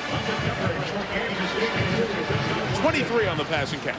This is an outstanding scheme. They're going to move McDonald around. They're going to try to find different ways to get him the ball. Here he's just going to use his speed to get into the open area in the zone, and he's able to get away from the safety, Rashad Washington. And as a mismatch, when you have McDonald running a 4-3 against a strong safety and Rashad Washington, he's going to win that battle every single time.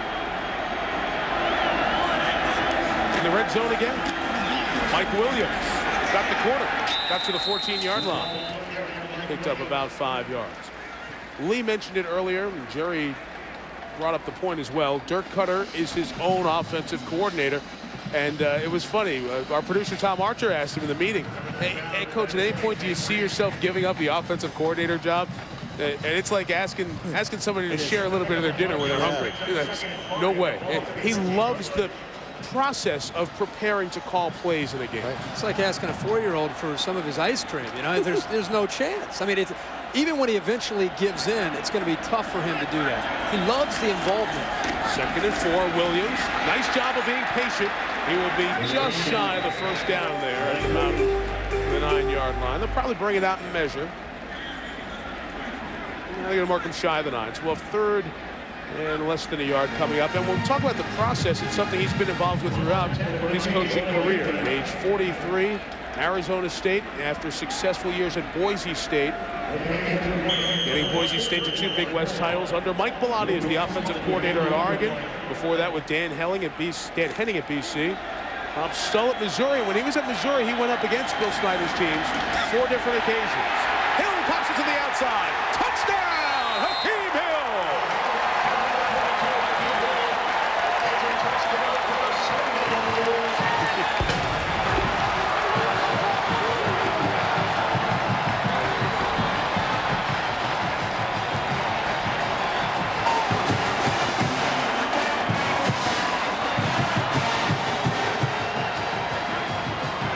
fans who came across the pass from the desert in Tempe are certainly enjoying it. Hakeem Hill had 5 touchdowns on the season. The redshirt freshman pounds it in there. And Arizona State a chance to re-extend to double digits. Mike Barth, true on the try one more time. 17 points allowed in this quarter by Kansas State, the most they've allowed to anybody all season. Here we are talking about Dirk Cutter and how innovative he is, how much he loves the offense. Watch this. Breaking the huddle real quick. Look at Kansas State. They're not ready for this. Breaks the huddle, gets to play at the line of scrimmage, gets the ball to Hill. And I don't think Kansas State's defense was able to react quickly enough to that huddle that Arizona State and Dirk Cutter elected to go with there. But did you guys see what happened? They come out in the old Woody Hayes 3-back offense. And the key to that play was Mike Williams, number 3, blocked the end inside and allowed Hill to bounce to the outside. That was an old Woody Hayes play that he used to use years and years ago. Nice play. You know how I am, Mike. We've talked about this, Lee. I love to watch players when they come on the sideline.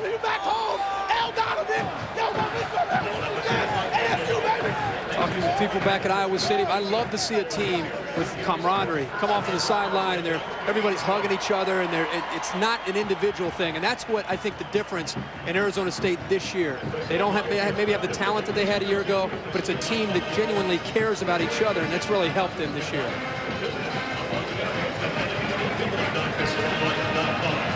Very surprising start to this game. Well, anybody asks you all week out here, can they hang in it? I don't know. Exactly. Numbers don't tell you that. What is it Berman says? It's why they play the games. Terrence Newman.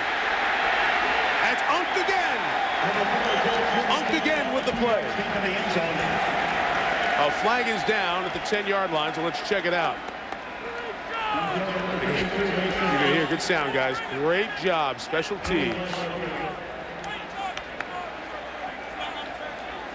With the second flag in this entire game. A very well-played game. A lot of bowl games get sloppy early. Personal foul, flipping on the return. After distance to the goal, first down. So they'll go back to the 5, and Chris Fowler is here to tell you what's coming up the half. Chris? Well, we got bowl highlights, Mike. You don't want any part of playing Ole Miss and Shreveport. We'll have highlights of that game, plus Oklahoma State, an offensive show for Rashawn Woods. And we'll look ahead to the Alamo Bowl, the Badgers and the Buffaloes tomorrow. That's all coming up when Trev and Mark join me at the break. Badgers. All right, CF, we'll see you and the guys at halftime. Of course, Chris, Lee, and Kirk going to head on over to the Sun Devils neck of the woods in Tempe for our coverage of the Tostitos Fiesta Bowl on College Game Day and then the National Championship, the special edition of Game Day. You guys will have a great time out there. A terrific build-up for Miami and Ohio State. The championship game of the BCS. From the 5, Roberson hemmed in momentarily, got out to about the 8-yard line. All right, one more look at the touchdown. Let's see why he gets in there. Watch number 3, Mike Williams, right here on the right side of your picture. Watch him as he goes in, and he hooks in the defensive end and allows Hill to bounce to the outside. You'll say, how did that guy get in there that quick? Well, it was the block of Williams that made that play go. Great play. Ryan Hickman, the backer on that side, was the last line of defense on that side. I just thought it was really interesting, though, and creative, the way they decided to break the huddle real fast, get to the line, quick count. And I don't think Kansas State got in alignment to be able to defend that play properly. 2nd and 7. Sproles through the defense. Ball came out. They say no. Down. He's a live football, and it's recovered by Arizona State. We thought he was down for a second, but they said no, that ball was live, and it was a fumble. Arizona State had it. The ball came out again after that, but it is ASU ball. Recovered by Brett Hudson, the quarterback.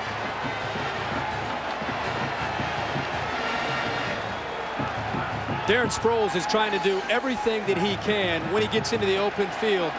Breaking tackles, he's got to be able to hold on to the ball, and I think Shivers, as he starts to go down, rips that ball out, and Bates came in with the headgear to help Shivers. So it was, you look at Sproles, this is a tough run here. I mean, he's showing his leg strength. Shivers is in there, and Bates' helmet probably jarred the ball loose for Arizona State. Remember, I mentioned this before. They went from last to first in the Pac-10 in turnovers. That's why their defense is much better.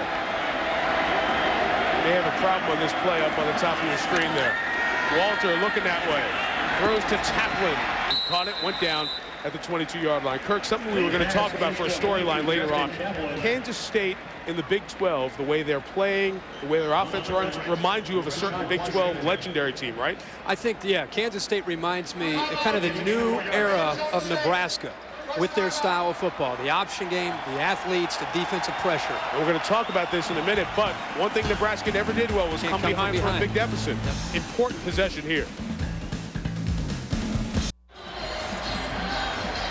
Arizona State leads by 10. We have 2nd down and 6 coming up for the Sun Devils, trying to take a 17-point lead with the right tackle. The freshman Chaz White moved early. He'll make it 2nd and 11 from the Kansas State 27. This Kansas State defense is doing everything they can to keep them in the game. Snap. Ball start offense. 5-yard penalty. Still 2nd down. We've pointed out a couple of mistakes by Chaz White here in the early going, but that should not overshadow an outstanding true freshman year. Got his first start right here at San Diego State. They played in the stadium earlier this year. First offensive lineman as a true freshman to play here in more than a dozen years. And they also said that he was named Freshman of the Year by the football team. A great honor for a young tackle like that. 2nd and 11 from the 27. Kansas State rushes 4. Walter got rid of it quick. To McDonald. Couldn't shake away from Newman. Let him know about it. At the 22. Something that gets overlooked on a short gain like that, but did you see the hands on Sean McDonald? So often you see receivers at the college level, a lot of times young receivers who want to use their chest or use their pads to bring in a reception. I think the exceptional receivers, the receivers that eventually go on to play in the NFL, are able to use their hands to bring the ball in. There he just showed why he's one of the premier receivers in the country. And Terrence Newman showed you why he's going to be a great pro. Yeah. Boom, hit him, went straight down. Leading to get to the 17. Little swing pass. Williams couldn't catch up to it. It would have been tough for him to pick up the first down. KSU was flowing that way. 4th down, field goal time. Big stop for the Kansas State defense, even if they can just limit them to 3. Yeah, that 6th straight possession that started in Kansas State territory for Arizona State. They're very fortunate to only be down potentially 20-7 or maybe 17-7, depending on what happens here. Also, the very good point here is twice the Kansas State defense has rose up and stopped them and forced field goals on 2 fumble recoveries. 39 yards this attempt from the right hash for Mike Barth.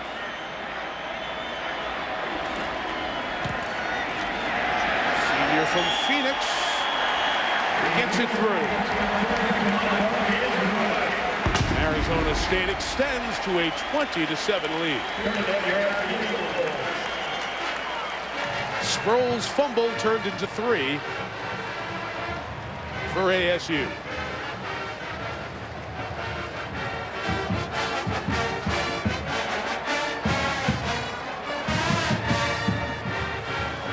Well, Kirk, what I was talking about before was I thought a great point that you made yesterday as we were just talking about these teams and Nebraska's similarities to Kansas State in what they do and how they beat people and get better as the season goes on and they start rolling.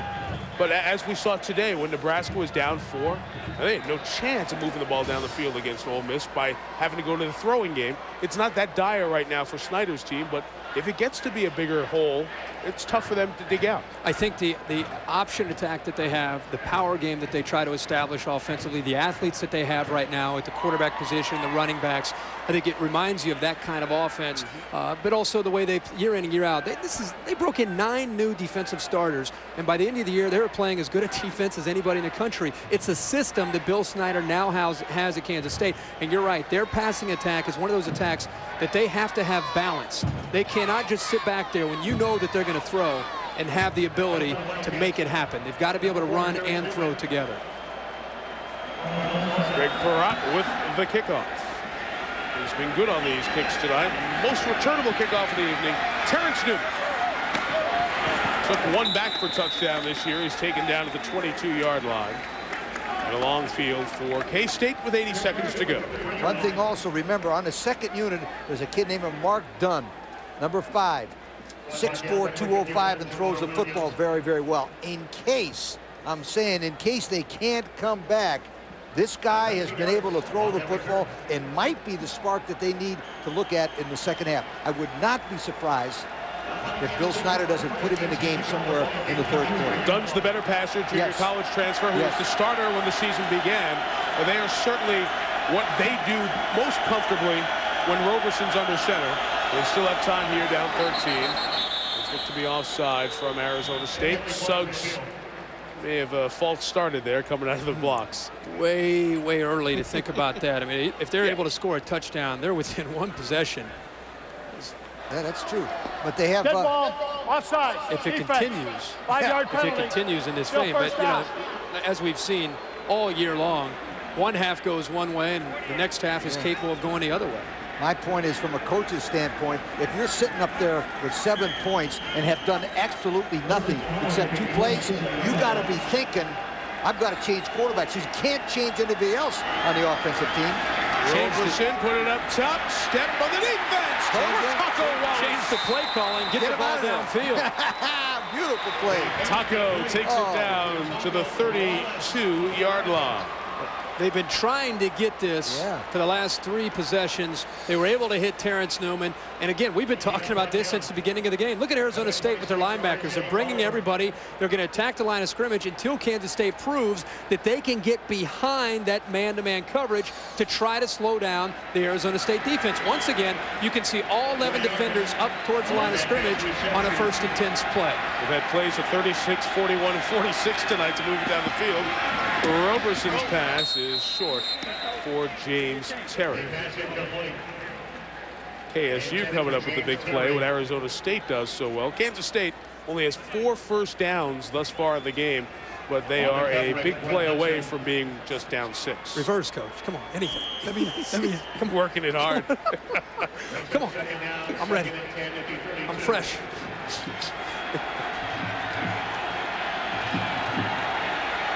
David Dennis, wide receiver, freshman, is in the game. One of the 3 that Roberson's looking for. Got away from Suggs. This is where he's good. Roberson on the run. Touchdown! 32 yards. Doesn't matter who the teams are, boys. It's the Holiday Bowl. Give them a chance. They kick in.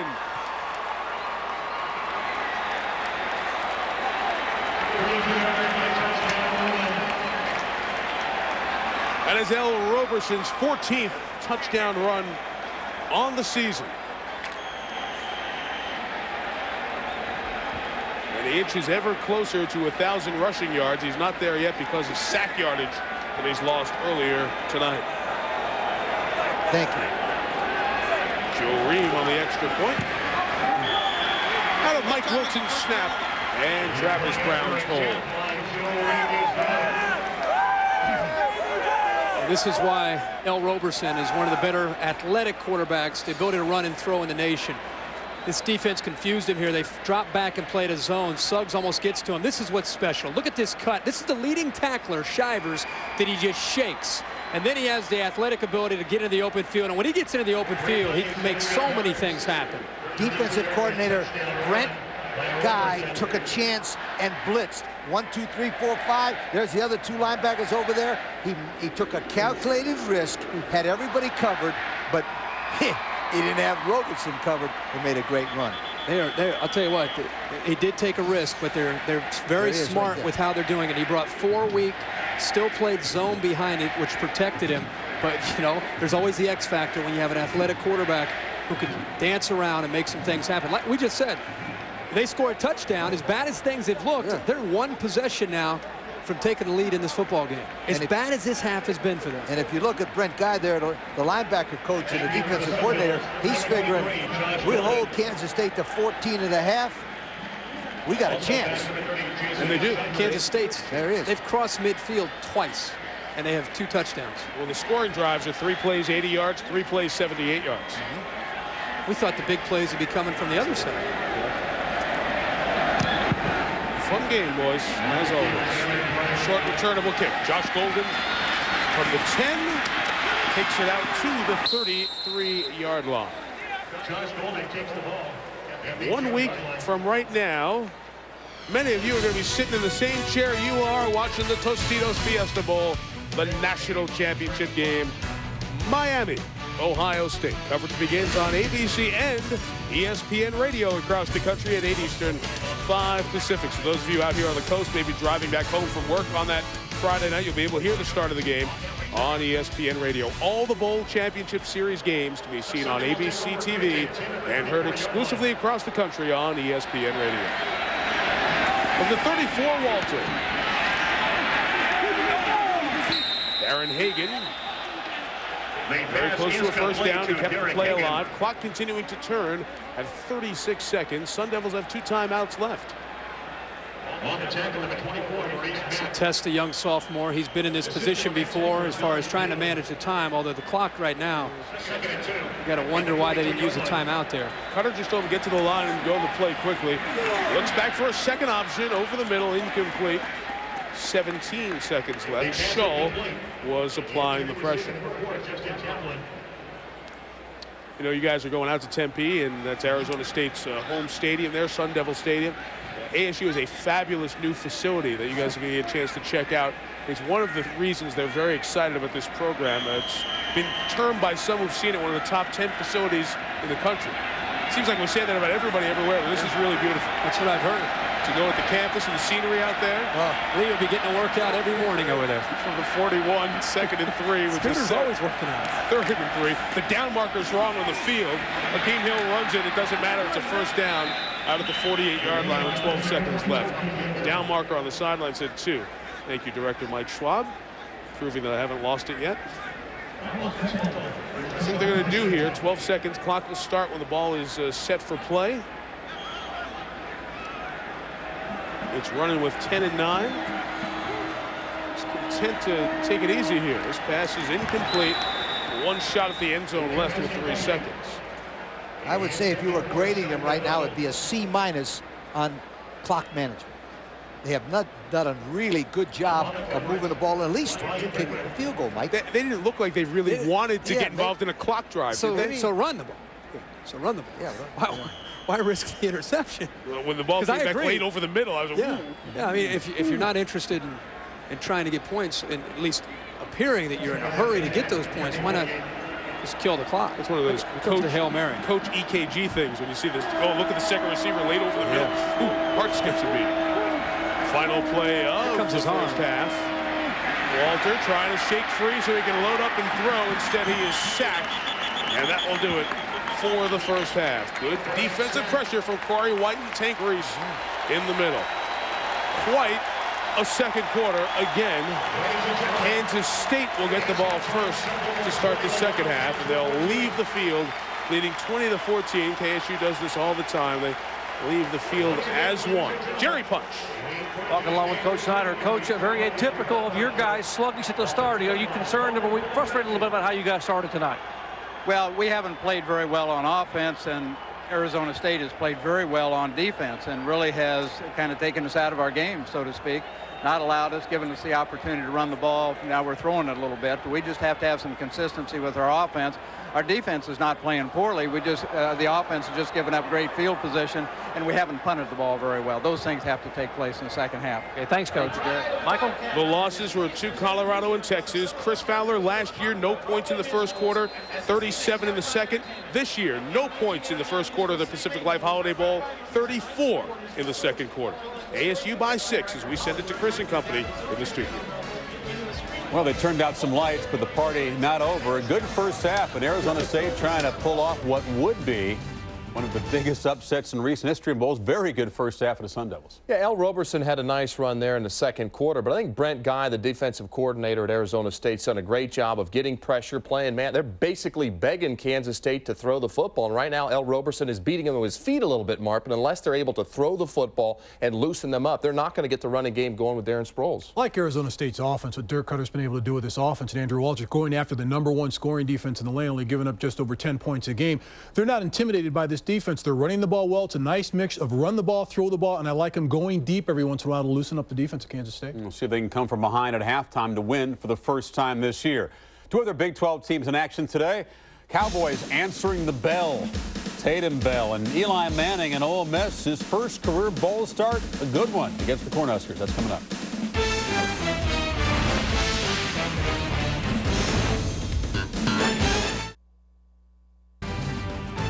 Well, a year ago this time, Nebraska was preparing to play Miami for the BCS championship game out in Pasadena, the Rose Bowl, the granddaddy of them all. Today, they're preparing to play the Mainstay Independence Bowl in Shreveport, limping in with a 7-6 record, really pride in the line as they try to keep alive a 40-year streak of winning seasons. Little Red trying to provide some inspiration. There's DeJuan Gross, punt returner extraordinaire. That was a halo violation of the flag, so ignore that and just marvel at the punt return as he weaves through the Rebels. That puts Nebraska up 17-7 near halftime. They got the lead. They got momentum. Game's in the bag, right? Wrong. Ole Miss fighting back here towards Sanford. Barrels in 17-14. Third quarter. No. Look at this. Judd Davies, the fullback, the F-back on the punt, tries to fake. Doesn't make a good throw. Doesn't work. Frank Solitz looks a little baffled right there. A couple plays later, Ole Miss takes the lead for good. Sanford Powers barreling in. In the fourth quarter, Jamal Lord in the end zone. Doug Reeves makes the interception. It's ruled out of bounds. They wanted an interference call, and Wilson Thomas there didn't get the call. And this is the final chance. Down 4, Lord in the end zone. And this time Reeves does come down with the legal interception. And Ole Miss and David Cutcliffe, he was the winningest coach in Independent Bowl history. He's 3-0. All right. And Nebraska dropped to 7-7. Eli Manning, much speculation whether or not this is his final game at Ole Miss. He's the MVP, 25 of 44, 313 yards and a touchdown. After the game, Mr. Manning. When it comes down to it, if we're going to lose a game or win a game, I want it to be on me. And if there's one play, I want it to be my fault that we don't win. I want the ball in my hands. But all these guys made big plays for us today. Receivers played well. Offensive line played really well. And our defense played great getting the turnover and stopping their offense from scoring a lot of points. Rebel defense very good in the second half. They hold Nebraska to 59 second half rushing yards. It's back-to-back games now for Nebraska without a rushing touchdown, and the streak ends of 40 winning seasons, along with a bunch of other very, very impressive streaks. 7-7 for the Cornhuskers. It's been a tremendous 4-decade run of excellence, but this is the low point this season. It really was. I think if you looked at this game, Nebraska running the football. I mean, in the first half, they had 200 yards. How many times have you seen Nebraska? The first half, they run. Then the third and fourth quarter, they just open it up and start pounding the opponent, and they ended up blowing them out.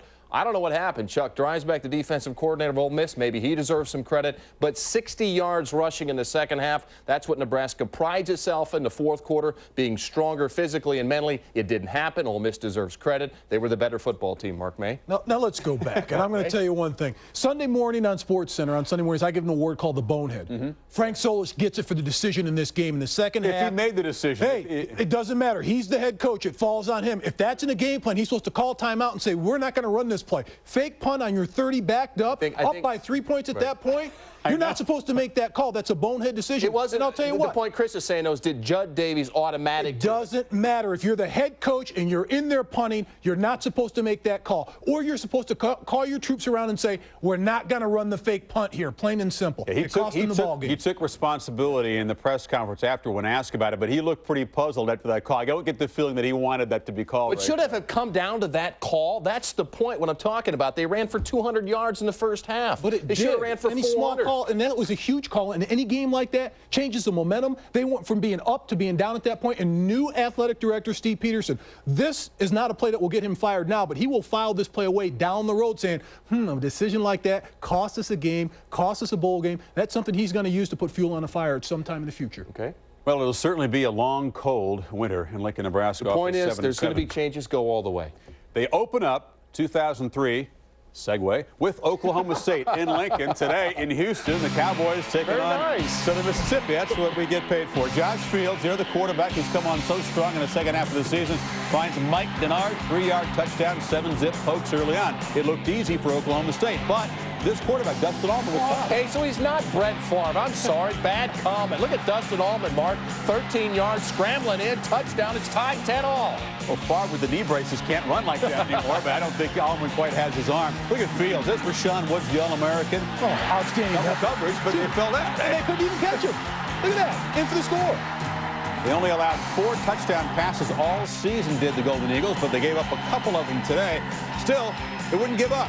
James Wally gets in the end zone, ties the game at 20. It was 23-all.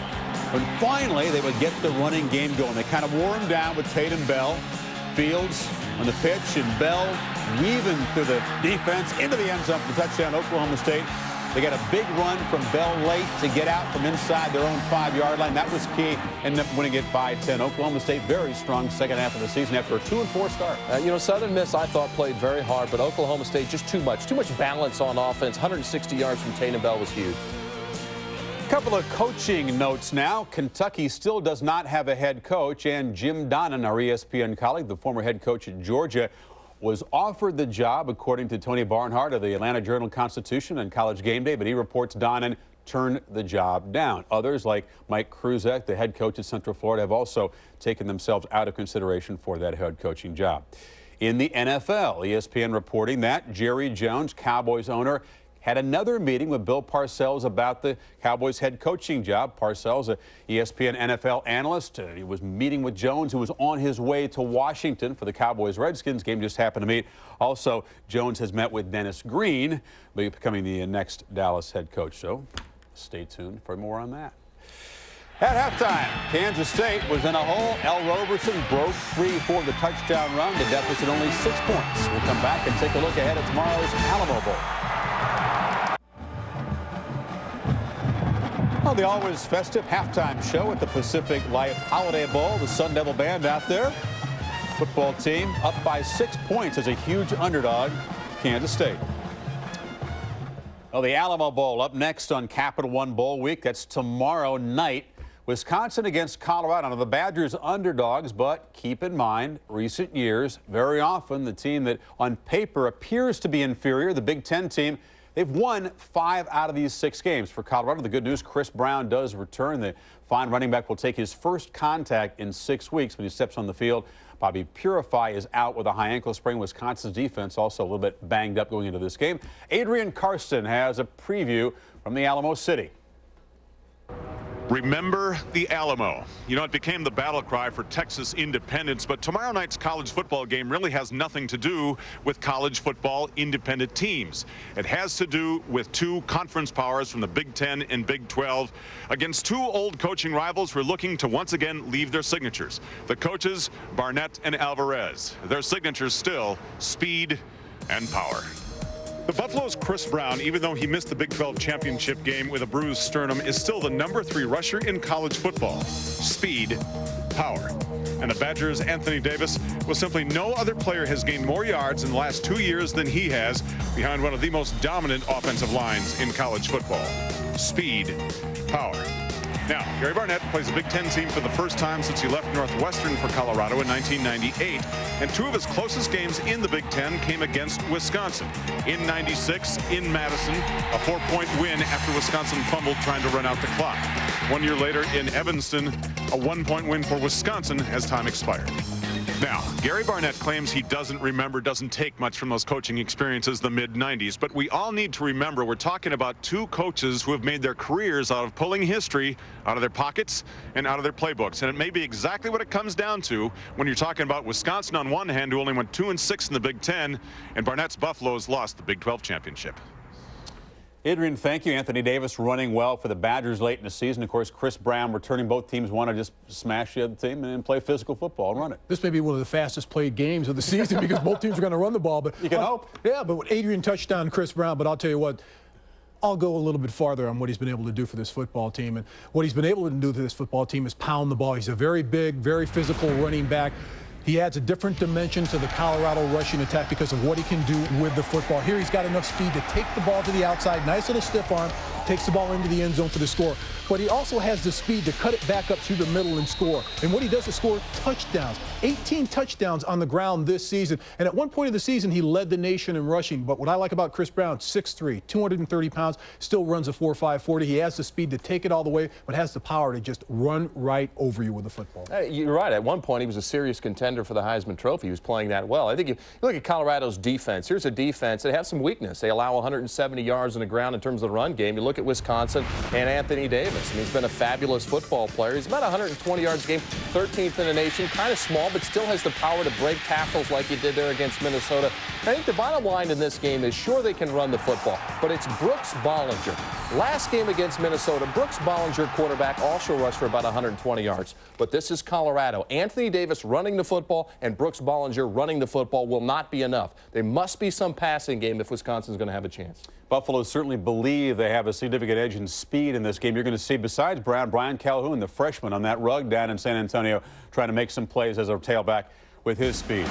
Well, Walter to Taplin for the touchdown on the Sun Devils. 30 minutes from a major upset, but you know how explosive K-State can be.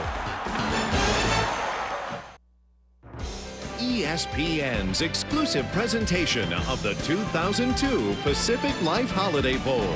Presented by Pacific Life. Offering insurance, annuities, and investments. Rely on the strength of Pacific Life. Capital One Bowl Week continues tomorrow. West Virginia on a roll. They won 6 of 7. They're trying to go from 3-8 last year to a 10-win season if they can knock off Virginia. The Cavaliers closing strong. A first meeting of these two border schools in 17 years, so the fans have flooded Charlotte. Very tough ticket. Neither team should come out flat in the Continental Tire Bowl. Oh, I get Wayne it. Larrabee has a preview. These ticket booths will be quiet on Saturday. This bowl game has been a virtual sellout for 2 weeks. Fans from the Virginias have descended upon Charlotte, as Mike Leeson discovered uptown. Wayne, there will be more than 73,000 fans at the game tomorrow. 35,000 tickets went to West Virginia fans. 20,000 tickets went to fans from Virginia. Downtown Charlotte's been hopping all week long. Everywhere you look, there's either Mountaineers or Cavaliers. The marquee says it's the Big East against the ACC, but Wayne, I got to tell you, geographically, this football game is a lot bigger than that. Well, you're right, Mike. These two campuses within 400 miles of this bowl destination, and everybody down here wondering, can the young Cavalier defense stop that West Virginia running attack? Well, not many teams have been able to this year. Second in the nation, 286 yards a game on the ground, led by Avon Coburn, the Big East all-time career rushing leader. This year alone, 310 carries, 1,593 yards. This Virginia defense is really going to be tested. All right, so the Mountaineers by foot, that makes sense. Cavaliers through the air. Matt Schaub, their quarterback, ACC Player of the Year, 27 touchdown passes. We expect a lot of big plays, a lot of excitement from both teams. This series dates back to the 19th century, but these two schools haven't met on the football field in 17 years. Should be a good one here in Charlotte. And always important for the Bowl Challenge Cup in the inaugural season. You can see the Big East with wins from Pittsburgh and BC on top. Very costly loss for the Big 12 in their efforts with Nebraska going down. But with West Virginia, Virginia Tech, and of course Miami, the second biggest favorite of Bowl Week, you got like the Big East chances. Yeah, the reason why I love Capital One Bowl Week is, the bottom line is because when you look at it on the preseason, we always talk about, oh, the Big 12, the SEC, by far the best conference. I like when you get in bowl season. You know why? They actually play each other, and you can figure it out. And right now, look at Kansas State. Good football team, but struggling against Arizona State. Big 12, I don't know, it could be 2-2. That's possibly. After today, they could be 2-2. I'm finally agreeing with you. Big East is 5-0, and they will be 5-0. That's my prediction. 2-0 now. They're going to run the table. I agree with you. We'll be 5-0. Yes. All those remaining teams are favorites. That's not exactly going out in a limb. You can see the BC Toledo game, a win, and a big win for Pittsburgh. These are physically dominant performances. Look at the matchups. Come on, Air Force, Virginia Tech. I think I'll take Virginia Tech. Ohio State, Miami. I think I'll take Miami. Ole Miss, Big East Nebraska. I think I'll take Ole Miss. Well, you can only play who you're playing. Well, I think they benefited from some fairly decent matchups. I don't know. True, but how they perform. They perform by physically dominating their opponents, which I think you can make a case for Virginia Tech being able to do that as well. Yeah. I think in the second half of this game, bottom line is if you're Kansas State, when you have a defense playing so aggressive, I think the quick hitters, inside handoff to Darren Sproles, no more sideline to sideline, too much speed from Arizona State, run right at them right away and got to get on the board early in the third quarter. Well, I agree with you. I think for Kansas State, you look at the momentum in this football game. They got it in this second quarter, and I think they'll continue in the second half. This is a very explosive offensive football team. They can strike, and they can strike very quickly from the offensive position. I think they'll put a lot of points up in the second half. Have not been able to create many turnovers from Arizona State at this point. We talked about that yesterday. 30 out of the last 31 games, when they win or are even in the turnover battle, Arizona State wins. So they're doing a good job of holding onto the football. But a good second half. We got some highlights from the halftime show straight ahead.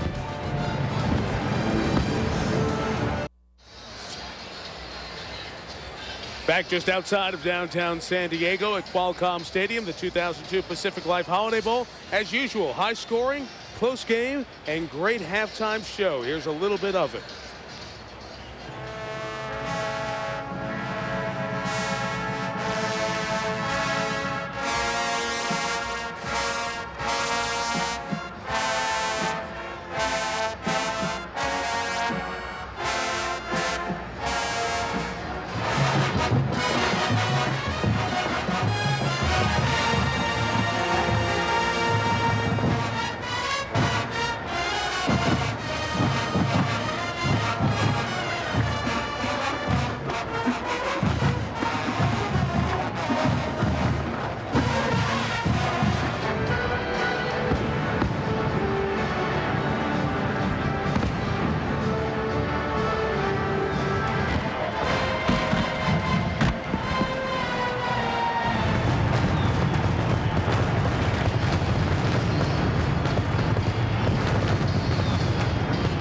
Terrific salute to the United States after the performance by both marching bands, part of our halftime here at the 2002 Pacific Life Holiday Bowl. Arizona State, double-digit underdog, leading 20-14. Mike Tirico, the Natalie-attired Lee Corso. After all year in Fort Collins and all the cold weather, he brings it out in San Diego. That's good. It was a Christmas present for my wife, and I promised I'd wear it no matter what the temperature is. It looks beautiful. And I'm wearing it. You never looked better. Well, things have looked better in the past for Kansas State, but the touchdown that they scored at the end of the first half, I think very important. Spin it ahead to half number 2. Well, first of all, the two things that jumped out at me. Number one, time of possession. Arizona State has had the ball 10 minutes more. And we talked about at the beginning of the show, Kirk, if Arizona State should somehow control 1st and 10, got a chance to win. The only two big plays on 1st and 10, Kansas State scored with them. Well, they've been able to produce some touchdowns, but to keep them in this game. But Arizona State's controlled this game with their defensive effort. They have stopped Kansas State. They've taken away Kansas State's strength, which is running the football. The entire first half, the football was in Kansas State's territory. Arizona State started their average field position at the Kansas State 48, while Kansas State started at their own 16. So they've got to turn some things around, and I think the way to do that is they've got to throw the football more on 1st and 10. Kansas State will get the ball first to start the second half. Bill Snyder's team trying to keep a trend going. You know about the trend of high-scoring, close holiday bowls? The team trailing at the half has won the last 5. That means nothing for tonight. But it's interesting, though. Just a tip. It's an interesting little tip. Nice. Greg Perrock with the kickoff. Indecision, but Sproles decides to bring it out and got it back out to the 20. Let's go check in with Dr. Jerry Punch. Doc? Guys, at halftime, Dirk Cody talked about what you guys just mentioned a moment ago. 4 big plays, give up 14 points on his defense. Otherwise, they played very, very well in the first half. He told his kids that the biggest thing in the second half was intensity. He said, we have to play like it's 0-0. He said, no, we have to play like we are behind because it's a great football team we're playing here for the final 30 minutes, guys. Play like we are behind, not up by 6. Jerry, as impressive in the locker room as he was when we met with him yesterday and around him earlier today? Very emotional coach, very impressive, quite the leader. Now we understand why he is the next young guy to come along to be a great head football coach here in college football. Well, Michael? sure is, Doc. Age 43. What a terrific job he's doing. Sproles the first down run. Get him out to the 26. Pick up about 5. Here are the numbers at the intermission. Lee mentioned the time of possession, 20 minutes to 10, essentially, for Arizona State. Kirk talked about the average starting position. What you expect from Arizona State? Didn't run it. threw it well, didn't throw it as well as we thought they would. Kansas State ran it better than they threw it. Most amazing stat is having close to 20 minutes of time of possession for Arizona State. They haven't done that all year. They're an offense that scores quickly. And for them to be able to control the tempo, that's very, very surprising. L. Roberson, the quarterback, sees Suggs, spins away from the nation's leading sack man, and uses his rushing ability to pick up a first down at the 32-yard line. Josh Amobi made the tackle. And the reason why Kansas State has the football here in the second half is because Arizona State won the toss and elected to take the football as a psychological ploy. Very important. Dirk Cutter set the tempo with that call. I think that attitude played out throughout the whole first half. Arizona State they had that attitude of, hey, we have nothing to lose. Let's go. Look at him up at the line of scrimmage. And El's going to see that. He's got man coverage. He's going to probably check to a 3-step drop here and a quick slant to both sides. Look left, look right, combo route. Incomplete. Intended for Taco Wallace. Those of you who may have come in from work on the West Coast or some holiday visiting and shopping, our ESPN Pacific Life game track. Arizona State on the board early. They jumped out to a 10-0 lead. The touchdown caught by Justin Taplin. They had a lead of 20-7 as well, but a couple of big plays. 2 3-play drives, 180 yards. A Sproles touchdown capped that one, and this Roberson touchdown capped a 3-play 78-yard drive in the final minute of the opening half. It is not fog that has rolled in if you're just watching us. It's the smoke from the halftime festivities still smoldering here in Qualcomm Stadium. 2nd and 10, sack number 3 for Terrell Suggs on the night.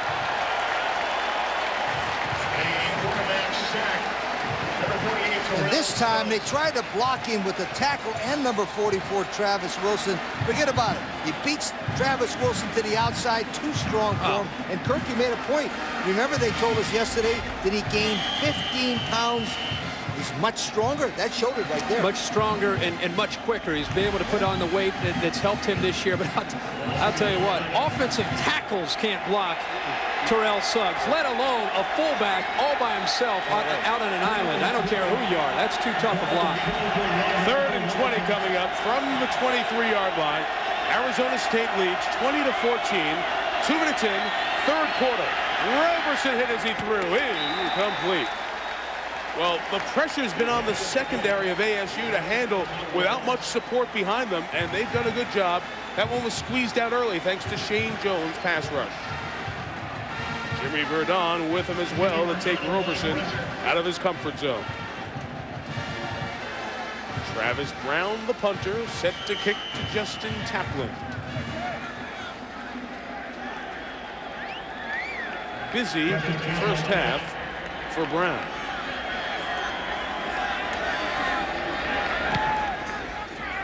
High short kick. Taplin says, get away. That's only a 26-yard punt. And again, Kirk. Right there. right in the average spot. Right. That's where they like to start. Kansas State 48.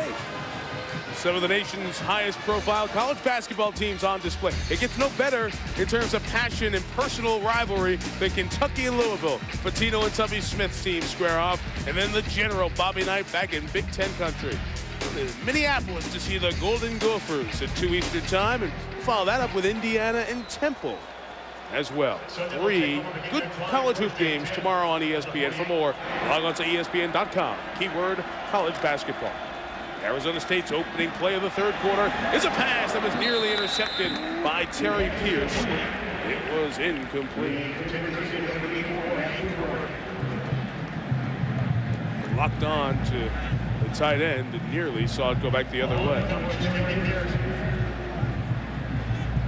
Well, there's the story in terms of field position. 7 times touching the ball in Kansas State territory, and you beg to argue you should have more than 20 points in those Excellent scenarios. point. Also remember, Kansas State had 2 fumbles, and their defense stopped them, but giving them only 6 points on deep inside their own 30-yard line. Absolutely. Walter, another throw. This route for Hagan, the freshman receiver. Step for step the coverage from Jerry McLeod.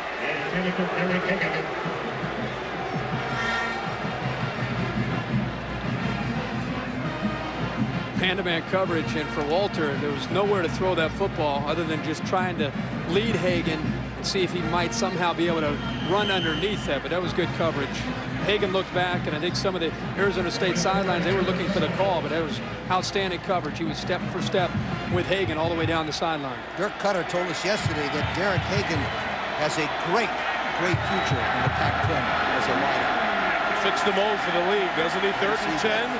Gets a 5-man rush. It's deflected and incomplete. It might have been Pierce again.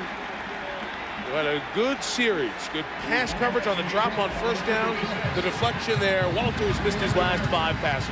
Another good job by the Kansas State defense. Arizona State starting in their territory. They're forcing the punt. And Terry Pierce, in that series, you got a little bit of what he can bring to the table. He is not only a big physical linebacker, but he's got great athletic abilities you saw in those 2 of those 3 plays. Chance he might be checking out too. It could be Pierce's final game. An underclassman who has the ability. Will certainly explore his NFL draft chances. Another punt for Tim Parker. Newman at the 5 lets it bounce, and this one doesn't spin back. It goes through the end zone, touchdown. Kansas State takes over at the 20. Down 6. Pierce in the defense with a good hold on the last series.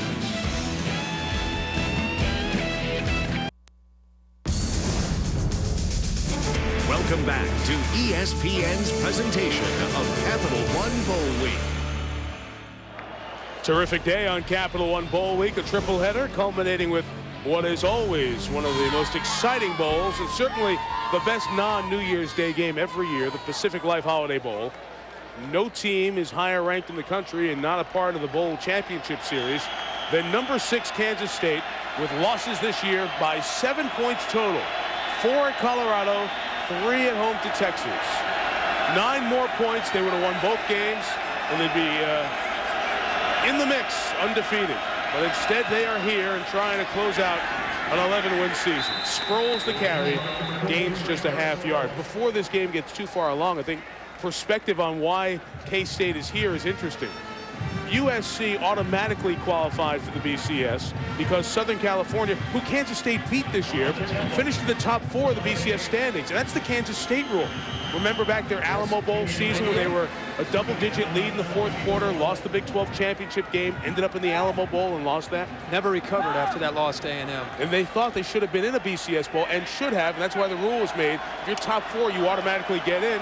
This year, they're 10-2 like USC, beat USC head-to-head, but because Southern California was top 4 BCS, they're in. Newman thinking about throwing. Instead, he will keep it and run. Told you he wanted to reverse this. Huge speed for Newman. To midfield, 30 yards. He's touched the ball twice on offense. 2 huge gains. So for the 2nd time, the Thorpe Award winner for the best DB in the country comes on the field on offense and flips the field for K-State. You know, we were in Orlando a couple weeks ago with the award show, and we were playing video games. The game Lee and I were on, NCAA 2003, and Newman was watching us play. And he said, put me in on offense. He goes, I can't get in on the real game, so let me at least get in on the video game. He goes, I'm the fastest guy in the game. We're getting to see that maybe he's right. Maybe he should be getting a few plays here or there on that offensive side of the ball. 36-yard pass catch, 29-yard reverse for Newman. From the 49, trailing by 6, Sproles took a shot from Solomon Bates and spun forward for a yard. Just to finish the thought on K-State, why they're not in the BCS, the other team that got the at-large BCS berth was Iowa, and they deserved it because they had the undefeated Big Ten season. 1 loss overall, and the irony is that man, Bill Snyder, was the offensive coordinator under Hayden Fry for 8 seasons at Iowa, so he was just as happy for Kirk Ferentz as he was disappointed that his team didn't get it. Who he brought to Iowa as an assistant coach years ago. That's right. Small world, it always fits together, doesn't it? A fullback carry for Travis Wilson, just his 17th of the year. He gets it out to the 47. It seems like every time Kansas State comes up with a play, it's a little bit of trickery, it's the fade. What Arizona State's done, we haven't really touched on this tonight. Schematically, they've always run a 4-2-5. Tonight, they're playing 3 linebackers, which has helped them become more physical. They have 3 senior linebackers. Mason Unk, who's had a great game, Solomon Bates, who's the biggest linebacker they have, and Josh Amobi. All 3 guys have been out there and have helped stuff the line of scrimmage to try to make Kansas State go to a different aspect to come up with any kind of yardage. 3rd and 5 as whistles blow here. Arizona State leads 20-14, and it looks like the Sun Devil defense has stopped the clock with a timeout. So we'll step out. Kansas State has been poor on 3rd down tonight. They'll try to convert one. 3rd and 5 at the Arizona State 46.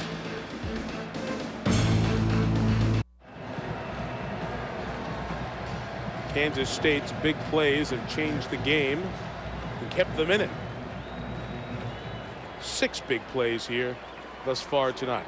Well, the aerial views courtesy of the Goodyear Tire and Rubber Company. With us, their newest blimp, the Spirit of America, continuing a 77-year tradition as the aerial ambassador and icon of the 104-year-old company. Luis Navarro is our cameraman, proudly displaying the stars and stripes electronically on the side of the Goodyear blimp. After the timeout, 3rd and 5. They haven't run the triple option much. I'd like to see that play more. Option. Sproles out there for the pitch. It's all Roberson, who kept himself alive but only could gain a couple of yards. The difference between the triple option and that option, at least when you fake the fullback inside, you free some of those 3 linebackers you were talking about, and maybe they could get to the outside better. When they do the speed option, Arizona State just runs to it. Yeah, they've got the speed to chase them down and string the option out. And you know, if they stay to the outside, that fullback can rip through there. I believe that. Yards too. If I was We've seen it Kansas State, one time. Yep. If I was Kansas State, that's the one series I would go to, Mike. Reset the game. 9 minutes, 50 seconds. Game clock is being reset by 7 seconds. Roberson went out of bounds a yard before the 45, so that's why the clock is being reset and stopped for this punt. If nothing else, at least they get a chance to put Arizona State now deep in their own territory. I know they didn't score on that drive, but at least they have a chance now to get them back there. Travis Brown kicks it to the right, trying to hem them in. Taplin, fair catching. Oh, no, he's catching at the 11. Gets away on the spin move and got out of bounds at the 23-yard line. Jeff Brown, the kicker, might be shaken up on the play. If that is the punter, Travis Brown, the senior from Overland Park, who's down on that 24-yard net kick. 36 on the kick, 12 on the return. They have a backup punter, Rick Gerla, who has punted 3 times, but Brown is their best kicker. An excellent one, averaging 42.5 per kick this season.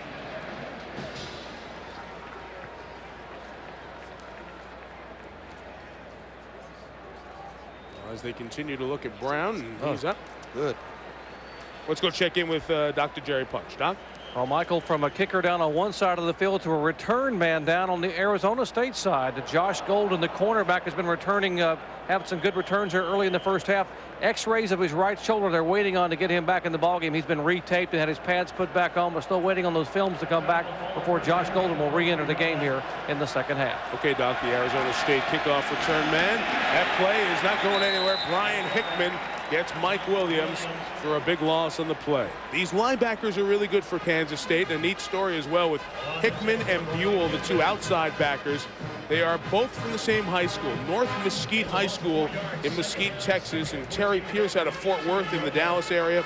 It's a 10-hour drive for those guys over to Manhattan, Kansas, and they've made the drive together. Holidays, start of the season, talking together about football and life at KSU, and the 3 juniors have had a fabulous season. After the 4-yard loss, Walters toss complete. First down at the 35 for Lightfoot. The sophomore Darrow with another first down reception, pickup of 18. One of the most impressive plays I've seen tonight is number 30, Tank Reese, a nose tackle.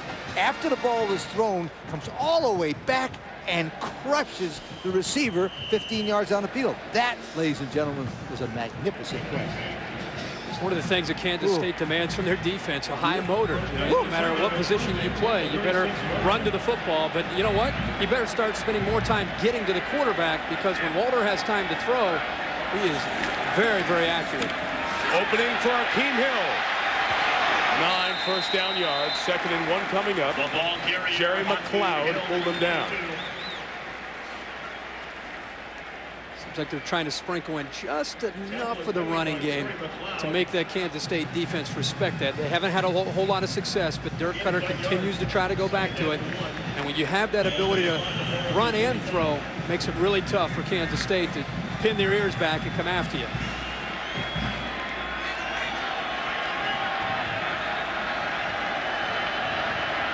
Fun down to call, 2nd and 1. They'll hand it off, try to get it here with Hill. An ankle tackle, otherwise Hill may have sprinted for more. Josh Buell tripped him up. Tripped him up at about 10 or 12 yards downfield. They got some penetration. It looked like they had a chance to almost tackle Walter before he handed it off. But they're going to, once they get upfield, they're unable to locate Hill. Look at Reese. Tank Reese gets in there. He almost gets after Walter. But the good job by Arizona State's offensive line of making the blocks downfield and winning that battle. Mike Carney, the fullback, block number 30, Reese. Nice little blocking scheme. Walter looking for time. Got away from Reese's rush and got rid of it out of bounds. Arizona State sideline is screaming for intentional grounding. As Walter had spun out of tackle, but not out of the tackle box. 2 receivers were down there.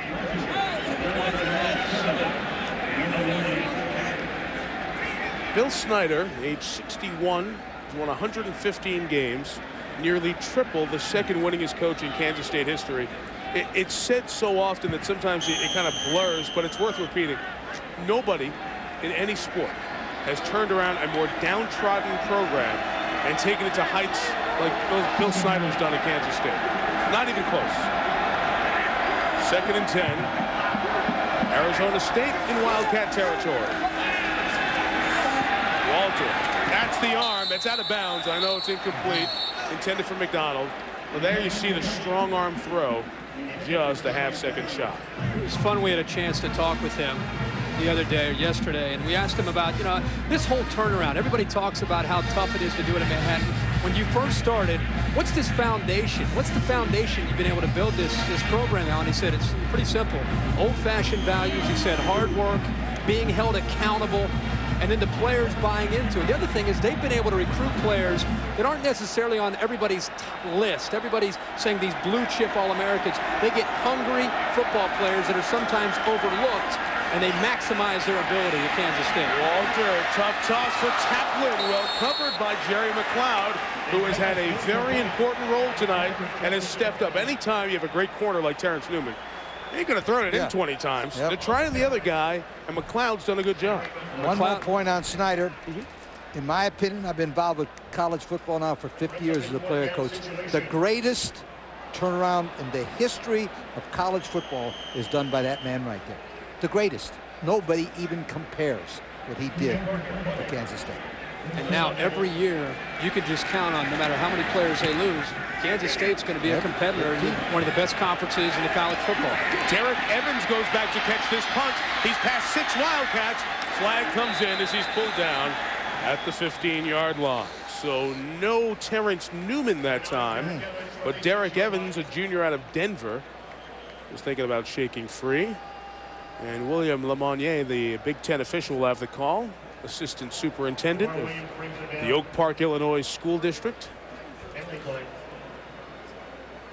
The official that was injured earlier, pulled a muscle, Henry Armstead, is working his final game. Oh, man. In the first quarter, he got hurt. It's a shame. Guys worked 14 bowl games. No foul on the play. The block in question started on the side. Player stayed in contact. When the block finished on the back, that's not a foul. First down. Very thorough. Nice job. Very thorough. Love it. It's good. We need more of that in college football. Yeah, that was good. NFL does it great. Very, very college good. officials should. ESPN's exclusive presentation of the 2002 Pacific Life Holiday Bowl. Presented by Pacific Life. Persistence, performance, and strength. Rely on the strength of Pacific Life. And in part by Subaru. The beauty of Subaru all-wheel drive. When you get it, you get it. And by McDonald's. Arizona State leading by 6, scoreless third quarter. So the San Diego Chargers checking the game out. We've seen bowl magic from Doug Flutie and Drew Brees, Tim Dwight down there as well. We've had success with Iowa and Purdue and Boston College across the years. Flags are down on this first down run. Let's go check the call.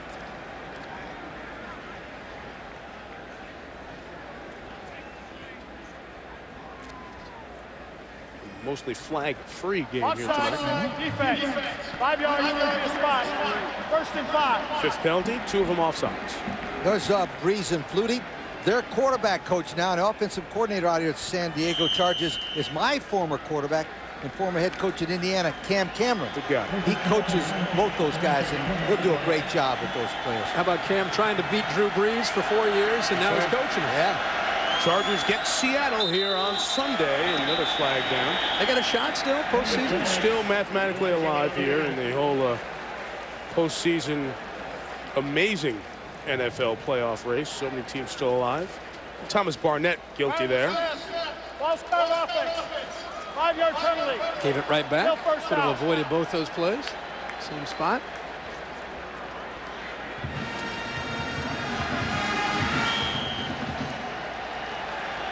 Marty Schottenheimer, of course, the head coach of the San Diego Chargers. Our former colleague at ESPN, done a great job out here. Run for Travis Wilson. After 2 flags, not much happens there, and let's go check in with the good doctor. Mr. Punch. Guys, at halftime, several San Diego Chargers were standing by their locker room when Arizona State came out of their locker room, and 2 or 3 of the guys yelled, "Hey, you, 48!" And Suggs turned around and said, "You, 48, you're a stud." And Suggs just gave him a big smile. So obviously these guys, it takes good players to know good players, and they're appreciating what they're seeing tonight. And this guy right here, Junior Terrell Suggs, the defensive end. Or are they trying to give him the stamp of approval to leave early? I think that counts. They're just trying to make friends with him because he'll be after him next year. Especially Flutie and Breeze. Yeah. Oh, yeah. Remember, I said nice things about you, kid. 2nd and 8. Roberson. Incomplete. Tough to catch as he was moving. Pass was intended for Taco Wallace. Roberson just 3 of 15. No time to pass. Well, he started in the first series applying the pressure on El Roberson, tipping the pass away. It was called an incompletion, but he's also been able to get to El Roberson because of his speed. Here he went right through the fullback Wilson. It's been a mismatch. The only time they've been able to hold him back is either a quick 3-step drop to get rid of the ball quickly or double and triple teams to slow him down. Sack records are hard to get your arms around because it wasn't an official sack until a couple of years ago in the NCAA stats. But needless to say, this is one of the best sack seasons in the history of the sport. Stats or no. Roberson. Time. Man breaks free. It's James Terry. Can't hold on.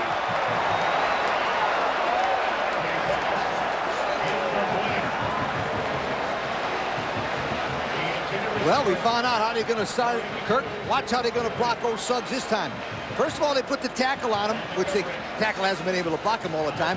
Right there, they got the tight end nicking him. The tackle, number 65, Thomas Barnett gets him, and then the fullback came in. So that's 3. Tight end, tackle, fullback.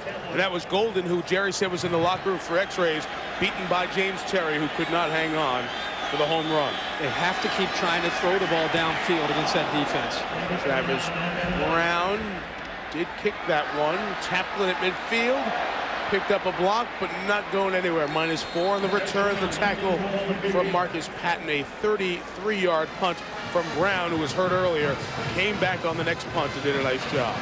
No scoring as the defense is heard from in quarter number 3. Roberson thought he was going to take a lead touchdown, but Terry just couldn't hold on. Downtown San Diego with the Holiday Lights, the Pacific Life Holiday Bowl. Always a close game. The last 4 decided by 5 or less. And we could be in position for a similar type finish. Scoreless third quarter. We were scoreless in the first. All points coming up in frame number 2. Sophomore quarterback Andrew Walter's been cold throwing lately. This time, that's a perfect throw. That's one of the throws he makes so well. To Sean McDonald against the zone. First down. Arizona State loves to throw that pass. An over-under read. You mentioned his zone coverage. You're just simply, as a quarterback, looking at the corner. If he comes up on the running back, you're going to go over the top, and that's what he did there. It's the fake to Hill, reading the flat defender. He steps up, and you're right, he throws that ball as well as anybody we've seen this year. It's a touch ball with a little bit of zip right over the corner. right into the hands of the receiver for a big first down. 19 yards for McDonald. The run with Hakeem Hill has been the more effective runner. He had back-to-back 9-yard runs earlier. What Dirk Cutter call that throw when we talked to him yesterday? The goalpost throw? Yeah, he did. Yeah. He said all the NFL scouts want to see the goalpost throw, and they'd love to throw it at Arizona State. Lee, do you find it interesting that the quarterback, Walter, comes over to Cutter for the play? There's no signaling it or sending it in with a messenger? Well, he doesn't do that all the time. He does signal in some plays. And remember, he told us yesterday, the thing I like the most about it, Dirk said he rarely ever calls off the plays I give him. that'll happen next year and the year after that. Yeah, and he gets smarter. Yeah. 2nd and 7. Tank Reese is chasing. He strung this play wide, and he'll get the yards and get down. Not many cutback opportunities against Kansas State, but Reese, no stats there, but he made the play. Here you go, Lee. Tank Reese is 5'11", 280 pounds from Auburndale, Florida. And watch this. This is what I love about him. He looks like Warren Sapp. Sapp played in the same high school league as Auburndale, Florida. Looks like a nice, quick lineman. 5'11", 280 pounds that can move. Look at him. Arizona State knew coming into the game that matchup would be a concern. Their center, Tony Aguilar, has great quickness, but he doesn't have the power of a Tank Reese. And we've seen that matchup be a concern, and it has been. 39-4 in the pattern. Quick shot incomplete. A little miscommunication as Chaplin and Lightfoot were the receivers in the area. Reese and company take Aguilar, the center, and the Arizona State offense off the field.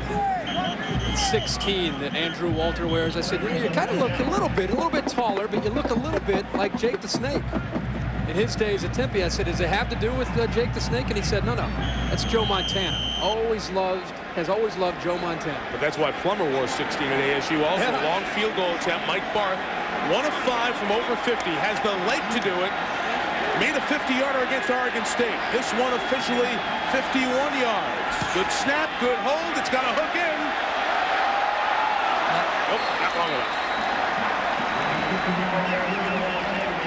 So Kansas State will get improved field position after Barth misses from 51 yards.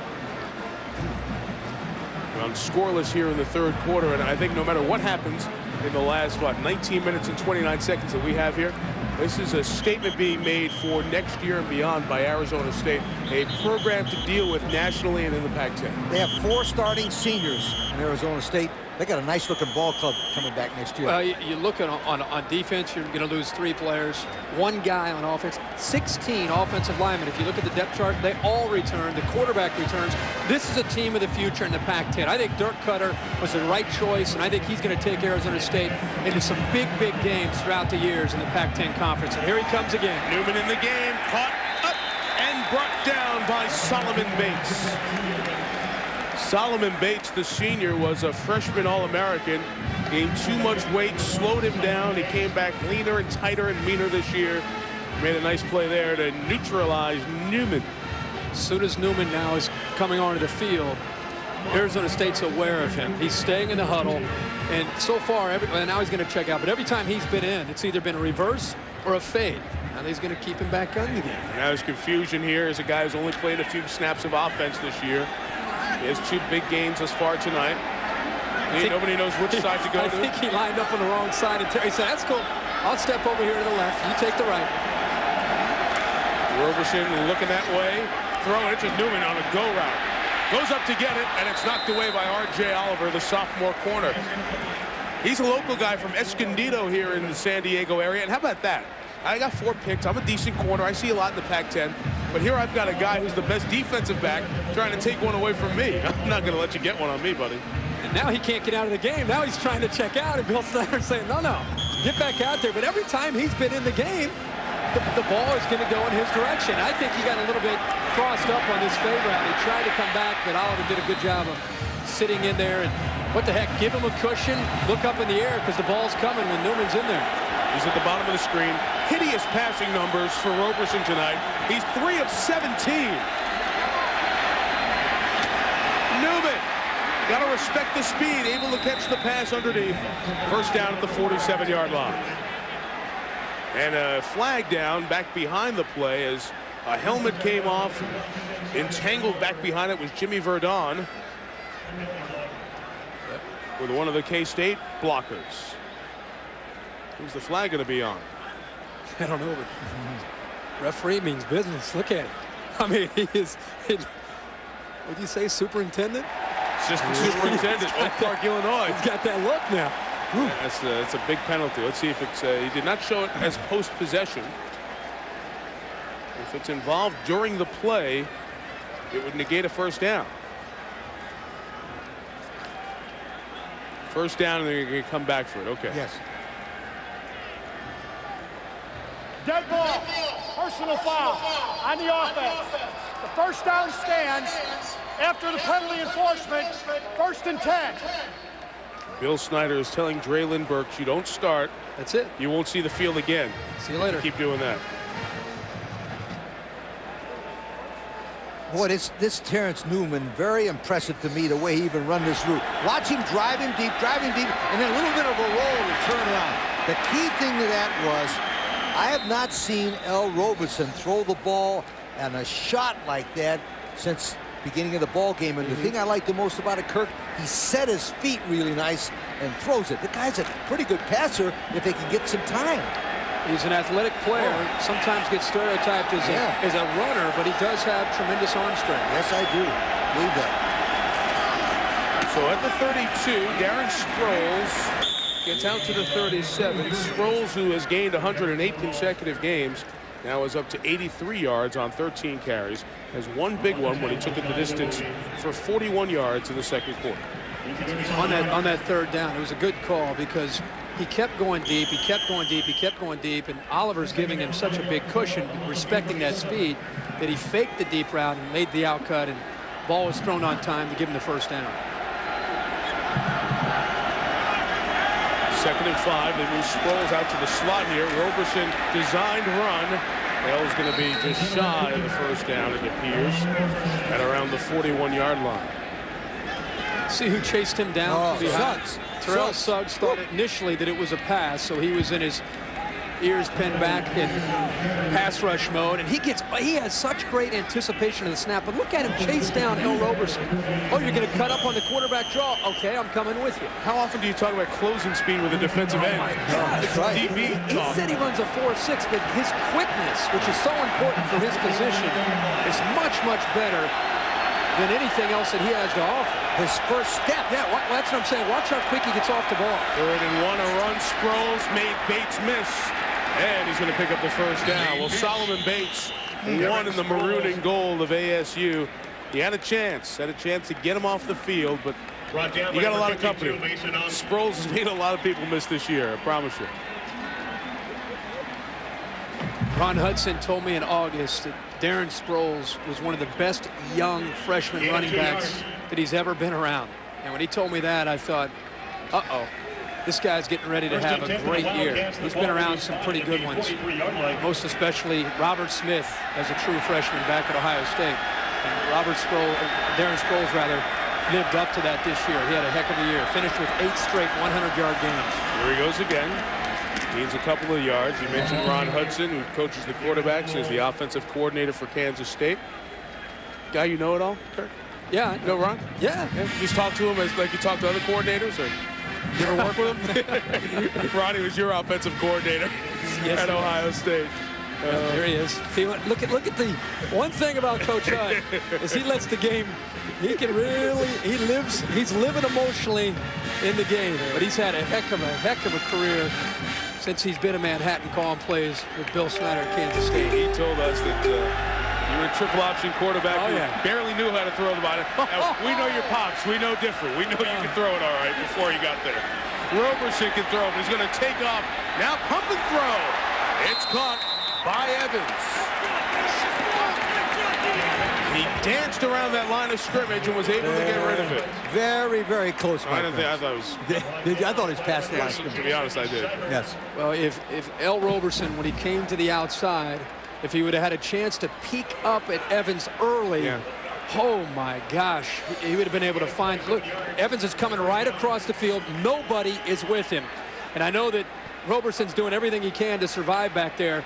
and it's easier from up here, but he had him wide open very early before he had to start scrambling for extra yardage. You see the block by the tight end Hill? I think he took Suggs into the bench. Fullback Wilson. Yep. Just a triple. Keeps going to the 23-yard line.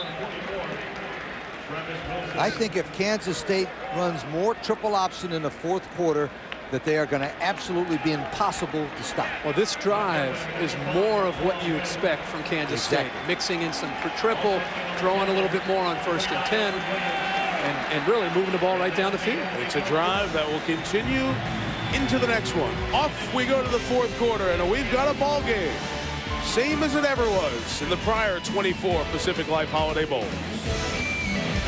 It's the most wonderful week. A matchup between two of the nation's best. Chris Brown and Colorado battle Anthony Davis and the Badgers. Capital One Bowl Week continues with the Alamo Bowl, presented by MasterCard. Saturday at 8 on ESPN.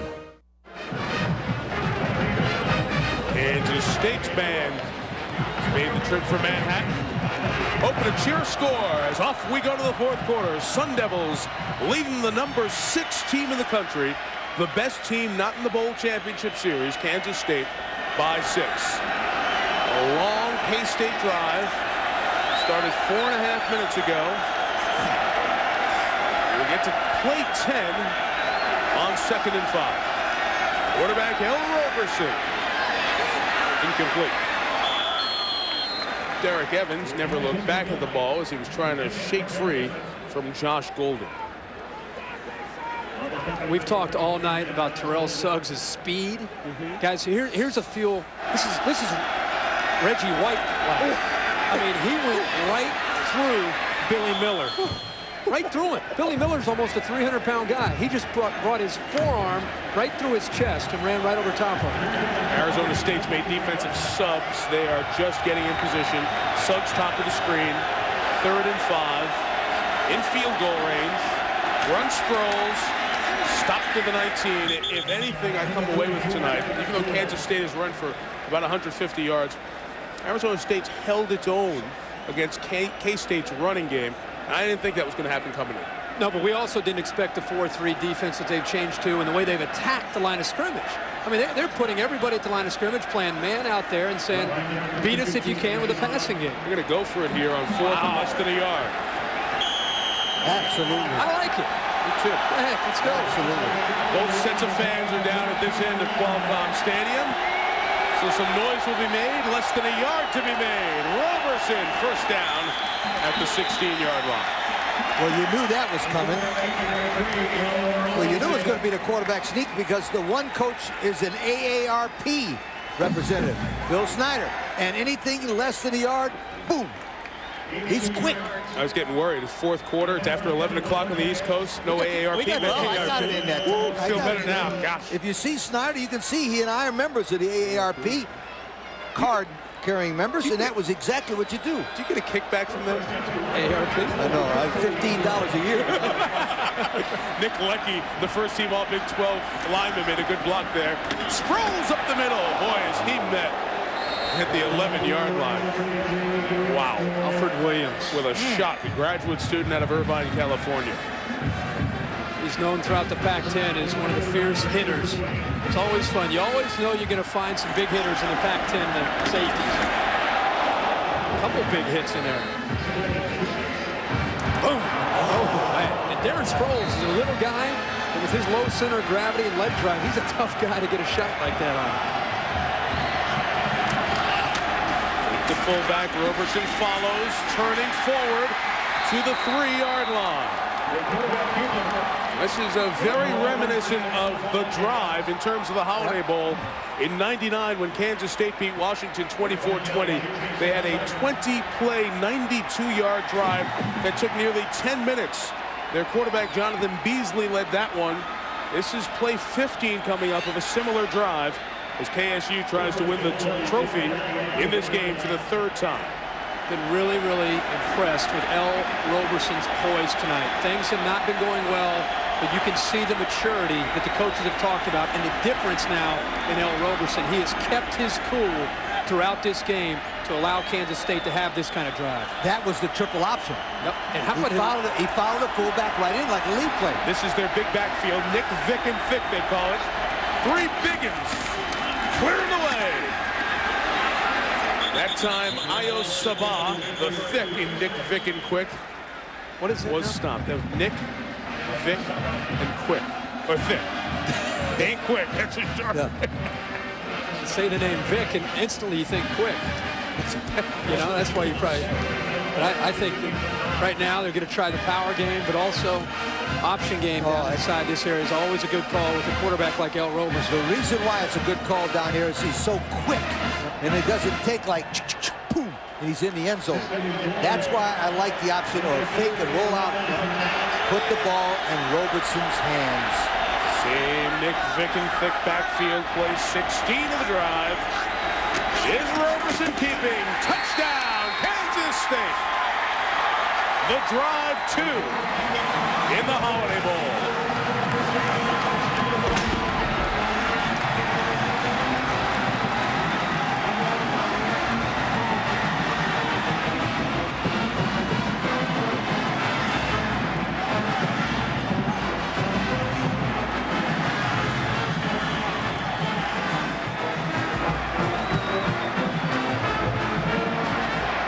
Joe Riemann mentioned he struggled earlier, but very good later on in the season with extra points.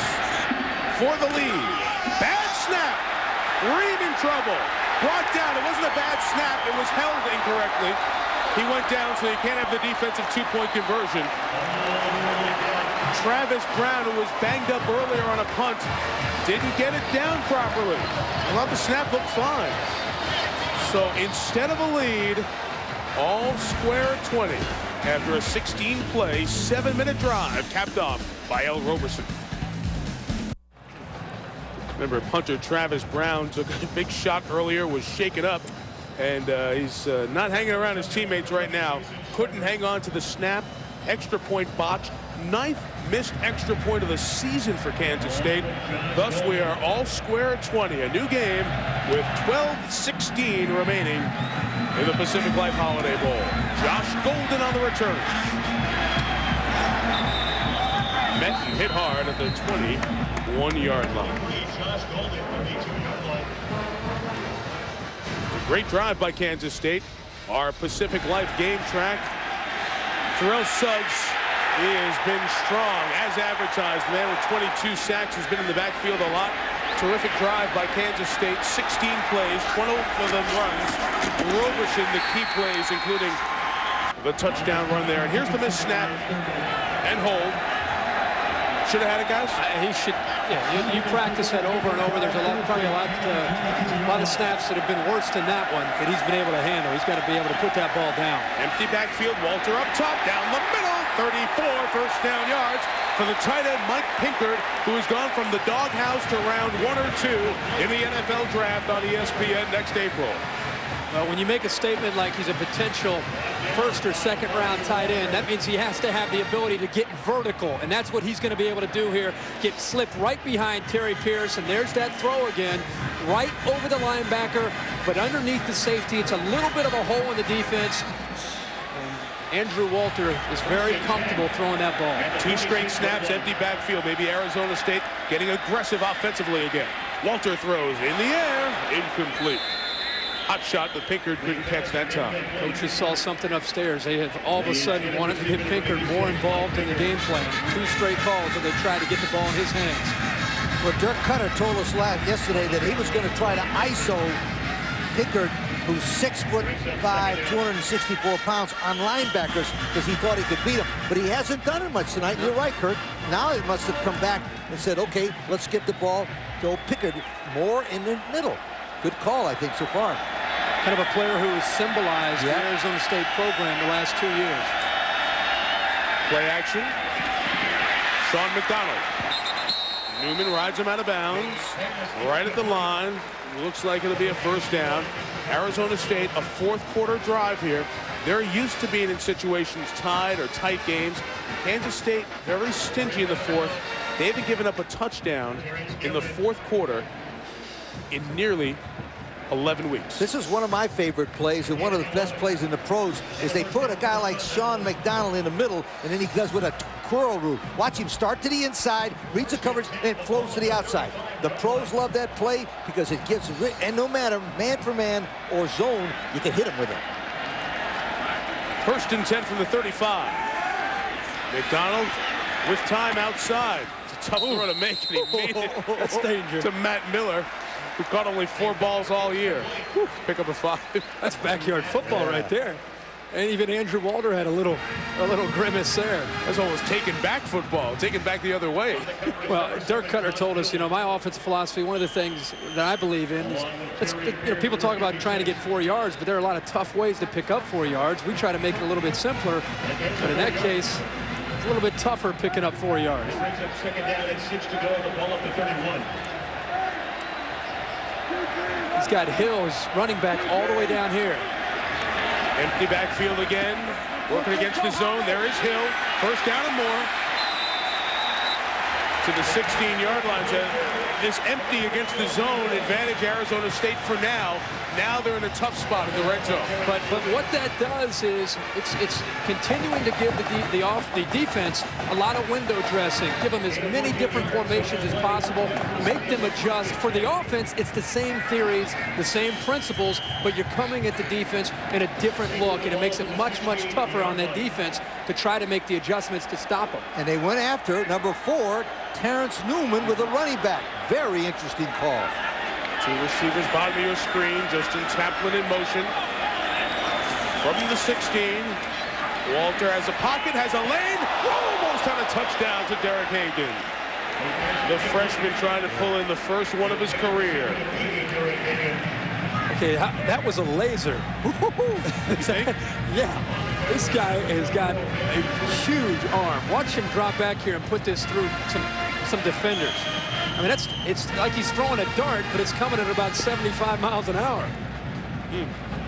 The raw skills have been there. It's the maturation process that was not there, and the fundamentals. It's kind of like the natural, that 98-mile-per-hour fastball. Doesn't know how to pitch. The Pac-10 better take notice because he is the future of the Pac-10. All throw. Dumped down to McDonald, stuck at the 10 by Newman. That matchup all night. When it's happened, whether man or zone situations, has been fun. You can see from that hard hit and the love tap on the head, there's mutual respect built this evening. It's respectful both ways. And Terrence Newman, when you watch him play, everybody wants to talk about his speed. But you know what? He is physical. He likes to hit him. He likes to get involved, and that's why I think he's one of the best corners out there. He's got the closing speed, but he's also physical and likes to be able to prove that he can hit. And I think at the next level, he wants to show that ability too. 3rd and 4 in field goal range, wanting to keep the drive alive. McDonald up top. Walter looking that way. Now comes back the other way to Mike Williams. He's at the 5. Touchdown!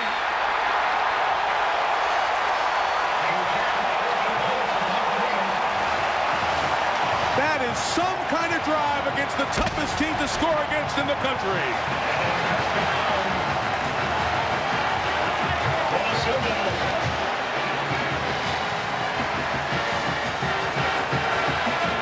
Boy, they had that great defense on their heels that whole drive.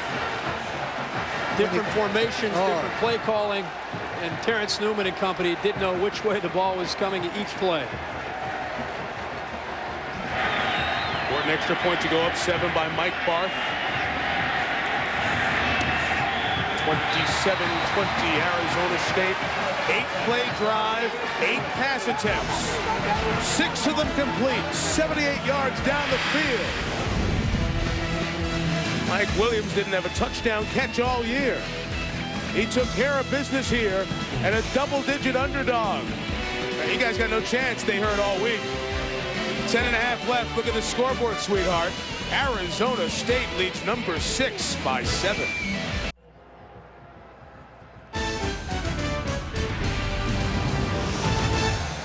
Ten and a half left.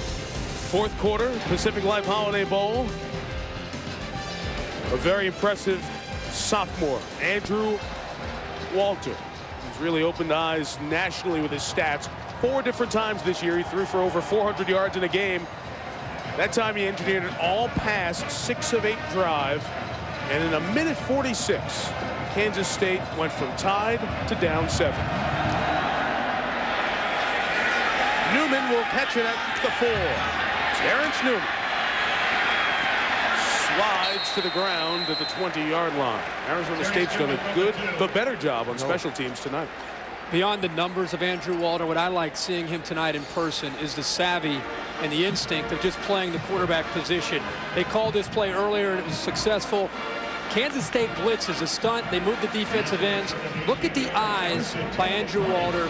He's trying to draw the safety over this way, which he's very successful in doing before dropping it off to Mike Williams. They get the Kansas State defense out of position, and at that point, it makes it very easy for blocking angles to set up Williams a lane all the way into the end zone. Great call by Dirk Cutter. Roberson gives it to Sproles, who gets 2 yards, tackled out of bounds by Jason Shivers. What a drive from the quarterback, coach. What a drive. He hits Pickard, number 86, a tight end with a little bit of a lob right across the middle. Then he hits Sean McDonald on a crossing route. Then he hits Mike Williams in a beautifully called screen by Dirk Cutter. I think Dirk Cutter's play calling on that particular drive is one of the best that I've seen this year in a clutch situation. That man right there. There's the head coach working with the quarterback. He turns the defense over to a guy he's been with for a half dozen years. Yep. Brett Guy. Roberson, good throw to James Terry. In a foot race, Terry across midfield. Brought down at the 45-yard line. So K-State responds 32 yards on that one. Against man coverage, everybody at the line of scrimmage, they've tried the fade route to Newman. They've tried the fade route to Taco Wallace and Jason Terry. Another good route is that quick slant. Everybody up, man coverage, one-on-one on the outside, and El Roberson just drops back, 3 quick steps, and has his man getting to the inside and beating Oliver to the point. And after that point, it's just pitch and catch. You know, we talked about Dirk Cutter calling some good plays. Ron Hudson in the last 3 series have called some very good imaginative plays. They've made some big turnaround in the second half. Roberson to throw. Perfect throw to Terry. Perfect. First down to 34. They have got to continue to do this because Arizona State's just giving it to them. They're taking away the running game. They're trying to take away the option attack and leaving themselves out there in one-on-one coverage. And El Roberson has enough ability in throwing the ball, and those receivers do, to execute the passing game in man-to-man situations. 2 plays, and they're right now deep inside Arizona State territory. Now Arizona State's probably going to fall out and go to some zone. Roberson looking for the hat trick with Terry. Incomplete. K-State fans wanted a pass interference flag. It was not thrown. Dr. Jerry Punch, Terry seeing the ball because his running mate's not out there. Exactly, Michael. Taco Wallace, their starting wide receiver, had his left ankle and foot looked at by the trainers on the side here. Jeff Ferguson and company. Fergie put an orthotic in his shoe, and Taco has had trouble walking, getting up and sort of limping around with that left ankle and foot. Has not been back in the ballgame. They'd like to use him in the fade situation, but they don't have him here tonight. It's a shame that Taco Wallace didn't have a good game. And this is the only stadium in America where they sell fish tacos at the concession stands. You thought it'd be a big night for Taco in San Diego. Should ordered one of those. 2nd and 10. Sproles up the middle. Nobody home as Sproles gets out to the 21-yard line. And Shivers puts him down after 14 yards. And that's what you talk about with play calling. And that was an imaginative call by Ron Hudson that time. He sends number 9, Derek Evans, in motion and fakes it to him, and the linebackers move to the outside, and poof, Sproles right there. Now, Ron Hudson in this last 3 series is matching Dirk Cutter as some of the best play calls we've seen this year. Well, it's all about adjustments because the defense, the Arizona State defense was dictating tempo, and Ron Hudson and his Kansas State offense, they've made some adjustments, and now they're trying to be the aggressor. Now they're attacking Arizona State. Again, man coverage. Roberson looking left, fires incomplete for Terry, who was held up a little bit more on the physical shot at the line by R.J. Oliver, the corner. Solomon Bates, the linebacker, fell awkwardly, and he was slow to get up back at the quarterback. If Kansas State's going to win this game, they're going to have to continue to prove that they can throw the football against man-to-man coverage. You have 7 or 8, sometimes 9 guys at the line of scrimmage to stop Sproles and Roberson from running. You have to be able to protect and execute against man-to-man coverage. And one of the best plays against man-for-man coverage is run the option. Their great defender, Suggs, is in. K-State's great defender, Newman, is in on offense again for the 6th snap tonight. They pitch it to Sproles. Brought down at the 20. Solomon Bates was slow to get up after the last play. He was quick to get to the ball carrier, along with Al Williams that time. There's some triple option there. It was one back look with Sproles out to the wing, and instead of blocking, he just kind of backed up and became the pitch back, even though he was lined up off to the slot there, off to the right. Well, let's put it this way. I have never seen the triple option run from that formation. I haven't either. That's a nice call. Tried to catch him off guard there with the formation, but Arizona State's quickness got out there to make the tackle. Play came in a little late. Newman in the game, coming to the bottom of the screen.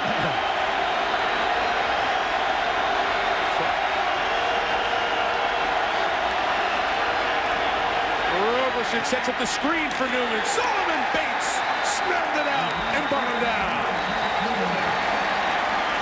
What do you want to do here on 4th and 9? 7.5 left, down 7. All your timeouts. Yep.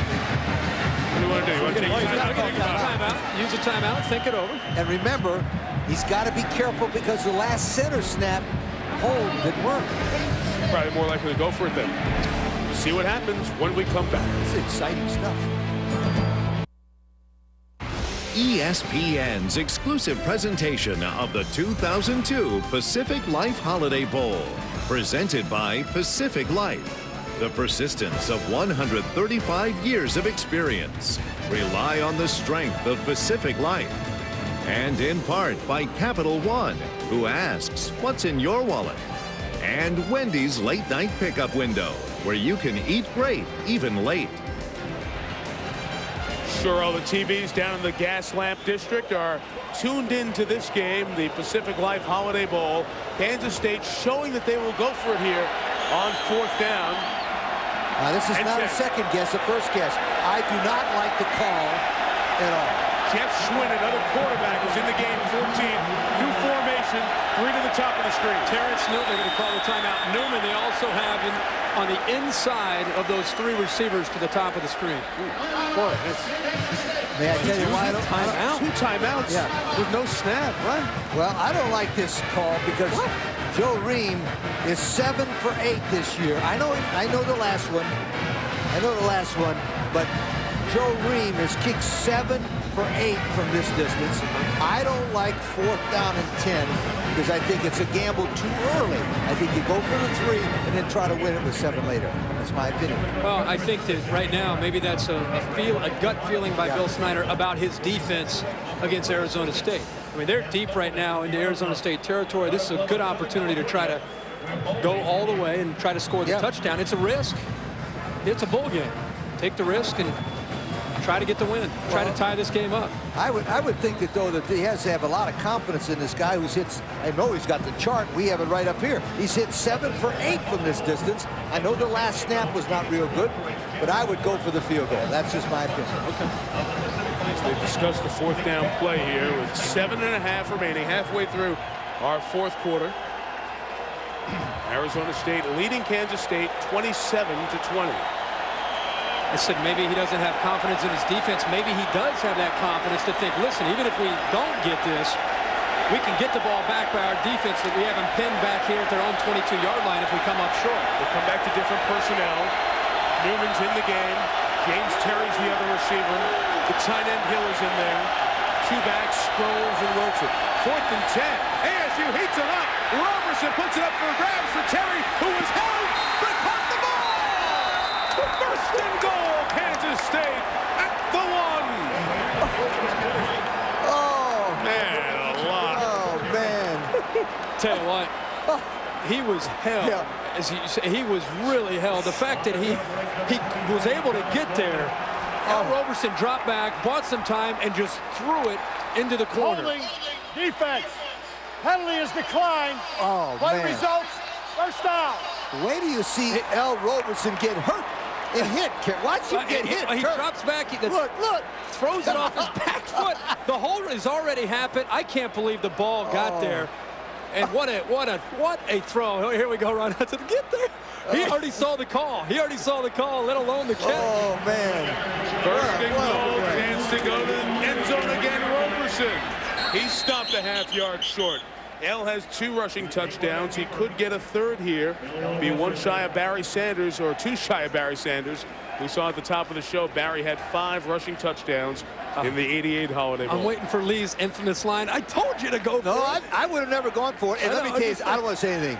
Yeah. Awful lucky, sweethearts. Awful lucky. Forget the interference. The quarterback should have got sacked. He just went back. He was baiting him. It was a perfect throw. I know. He got lucky. Roberson keeping again. Did he get in? We wait for the signal. A marker's down on the far side. Kansas State say, hey, he's laying in the end zone. There's no signal for a touchdown yet. Remember, there's a flag down as well. The 10 officials will huddle and discuss. Sounds like we have 22 other officials helping out there. Look at every touchdown. All right, it's touchdown. Let's check the flag first. Offside, defense. Penalty is declined. Play resulted in a touchdown. Roberson's 3rd of the game. And now Kansas State, which missed its last extra point, needs to get this one to tie it up. We always talk about answering. It was 20-14. Kansas State made it 20-20. Arizona State came right back and went up 7. And now Kansas State comes back. And if they hit this, let's wait a minute. Travis Brown is holding again. Mike Wilson snaps to square the game. Snap good, hold good. Game time. This is the Holiday Bowl. We must be in San Diego. What is it about this place? It's unbelievable. It's the best. It's the best. It's no better. My boys are fired up, folks. All squared at 27. It's better than good.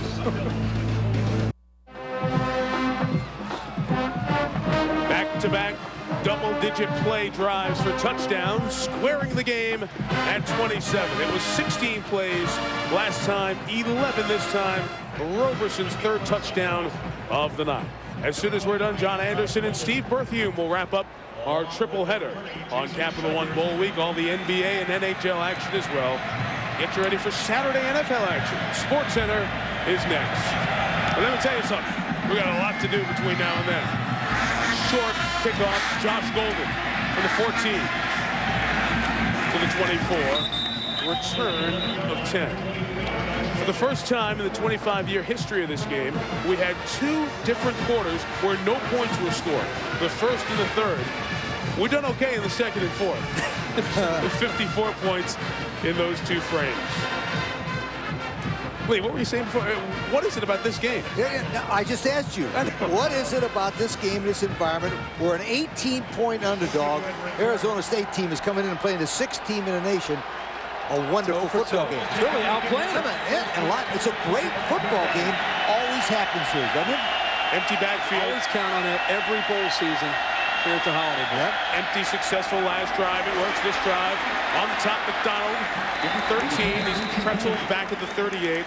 Ewell had him on the bottom. Randy Jordan up top. That last drive, Kansas State survived. They survived here on a 4th and 10. L. Roberson drops back, throws it off his back foot. The holding call on Golden, pass interference, doesn't matter. Yeah. Still makes the completion to Well, let me tell you something about Roberson. Before that drive, Roberson had completed 5 passes the entire game. Let me tell you something. And that 4 for 6 for 60. Let me quote Santana Moss. Big-time players make big plays in big games. Especially he just did it. Especially if they're lucky. From the 37, pocket collapses. Walters brought down. Sacked by Justin Montgomery, who we thought we'd see a little more of tonight.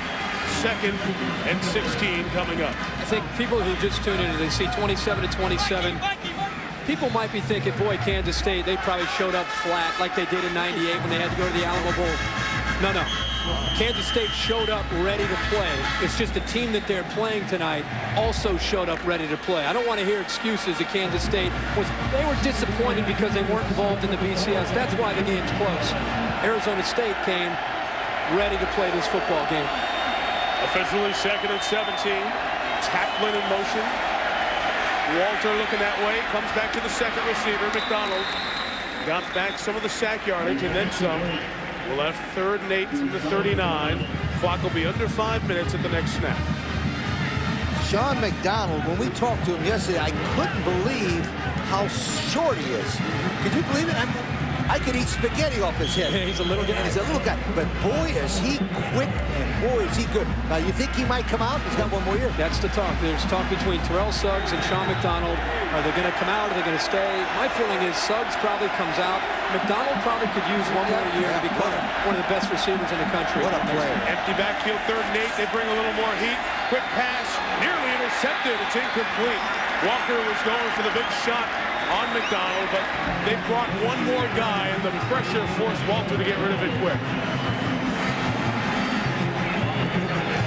Waiting time. The way he is playing tonight, that's the only way you can stop Andrew Walter. You have to be able to get pressure on him. We talked about that in one of our halftime reports on the Independence Bowl, and we've talked about it all night tonight. Pressuring Andrew Walter has been the key for Kansas State, and they've been able to stop it. Kansas State couldn't get the right number of people on the field, and they've taken their final timeout. Uncharacteristic. Yeah. Make a note of that, because that could be very, very important at the end of this ball game with Arizona State with their timeouts and Kansas State without it. It's the 2nd timeout. 3rd. Well, I'm just saying it's the 2nd one this half where I'm kind of wondering why they needed to use it. That was they didn't have enough people out there. Yeah. The other one earlier was the curious. They saw formation. They had a trick play called because they had their 3rd-string quarterback Schwinn, 14, out there with Newman. Wanted to see the formation. And Arizona State didn't give them something they could guarantee a shot at, so they took that other timeout. But it's a weird spot to have to take 2. Sure, especially in a close game with 4.5 minutes to go in the ball game. And if you don't make that play, then you're down 7, give them the ball, and really need it. Well, a chance to remind you the Capital One Bowl Week continues tomorrow on ESPN. Charlotte is sold out for West Virginia and Virginia. The Mountaineers won 6 of the last 7.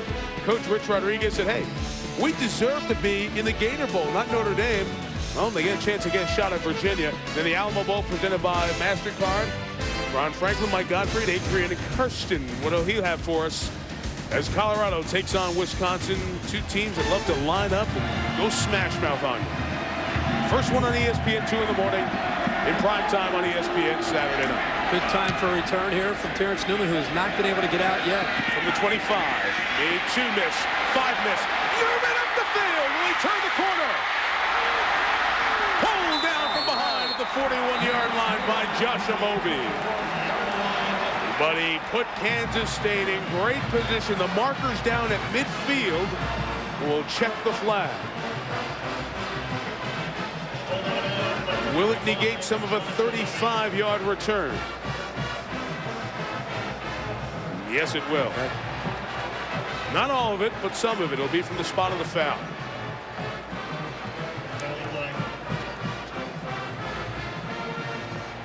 Newman's playing like the Sunshine Scooter. He's not coming off the field. Defense, offense, special teams. Charles Woodson. Yeah. On the return, 10 yards, spot of the foul. First down. Kansas State will have the ball at its own 41, only losing 15 yards because of the flag. They set up the return, and he finally had an opportunity to make the first guy miss and run to an alley. And unfortunately, he needed a little bit of help to get him into the open once he made that initial move. And I found as a coach, a lot of times this happens in the 4th quarter when the coverage team gets tired. And Newman took advantage of that because that's the first time they'd let him have 5 yards if nothing else. So if it weren't for that holding call, they'd be in great position. Yep. Still pretty good, though. The 41-yard line. Tie game. They can just run their stuff. Roberson for 2. Quarterback keeper, Ella Roberson. Field goal kicker Joe Ream, 9 of 12 on field goals this season. He has not made a field goal over 40 yards this year. So if you're thinking Joe Ream's field goal range, you're thinking about the 23-yard line. Solomon Bates is coming off. He might be cramping up. This is the time of this game most every year that we see a lot of lower leg injuries as it gets cool here in San Diego. Moby, who went down after the tackle on special teams, comes back in. Roberson to run again. It's just his show right now. And L takes it out to the 49-yard line. The quarterback league, number 3, L. Roberson. Good recognition there by L. Roberson. A ton of man coverage. Man. That time, Arizona State fell back, and I think L. Roberson was expecting some man coverage, and he's got enough quickness, as we've seen all year, to be able to get into that alley there against that defense and shake a guy loose and pick up some yards. I agree with you in one respect, but I think that was a called quarterback draw. It looked like to me he went back and ran it automatic because the blocking looked like a draw. Good call by Ron Hudson. 3rd and 2.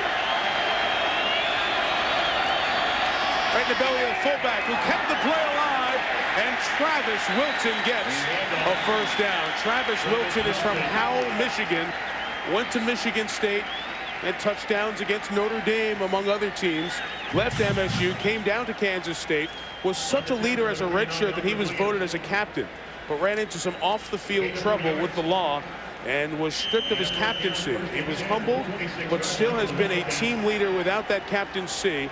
And Bill Snyder has turned to Wilton in a key spot here to pick up a first down. Heck of a collision. The extra effort allowed Wilson to pick up the first down. Out of the gun, 3 receivers, designed to run Roberson. They can't get to him. Roberson on the move and to the 30-yard line. So L. Roberson, who had a 228-yard rushing day against Nebraska, is showing some of those plays here in the second half. Shotgun, quarterback draw called by Ron Hudson. I like the calls because it's keeping the ball into the #1 player on their football team in his hands. I don't care what you call, make sure that number 3 keeps it. A couple of injuries here. Unk just came off the field. Bates came off earlier. Both starting linebackers are not out there for Arizona State. Well, they are thin in that second level. And Sproles gets to that level, to the 25-yard line. He's pulled back by Jamar Williams, a true freshman, inserted in the lineup as we come inside of 2 minutes remaining in the game. Right away, recognition upstairs and seeing that those linebackers are out. Not only the quarterback draws, but just a simple power game, something that they have not been able to establish all night long. But going after some of the young linebackers, look at the point of attack and look at Kansas State winning that battle. It's one of the first times all game through almost 4 quarters that they've been able to run that play effectively. Matt Foley, also a freshman in there on that play. Arizona State's on the ropes. Roberson the shot. It's caught by Terry to the 10-yard line. First and goal for K-State with 99 seconds to go. And they're definitely in field goal range now. R.J. Oliver has been mixing up inside leverage and outside leverage because of what Kansas State's tried to do to him. You can see he's lined up to the inside, but Terry pushes him outside to give him enough room to come back underneath in one-on-one coverage. Oliver was in great position at the line of scrimmage. Cutter may have to start using his timeouts here, Bud, because K-State's going to run this down to the nub unless they pound it in. Trying for the go-ahead score. Roberson to throw. It's caught. Touchdown, Derek Evans.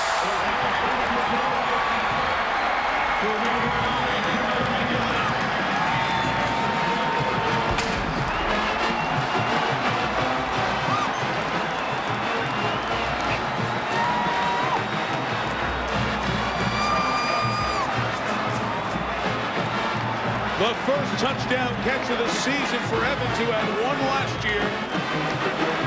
Puts Kansas State up 6. There's still time.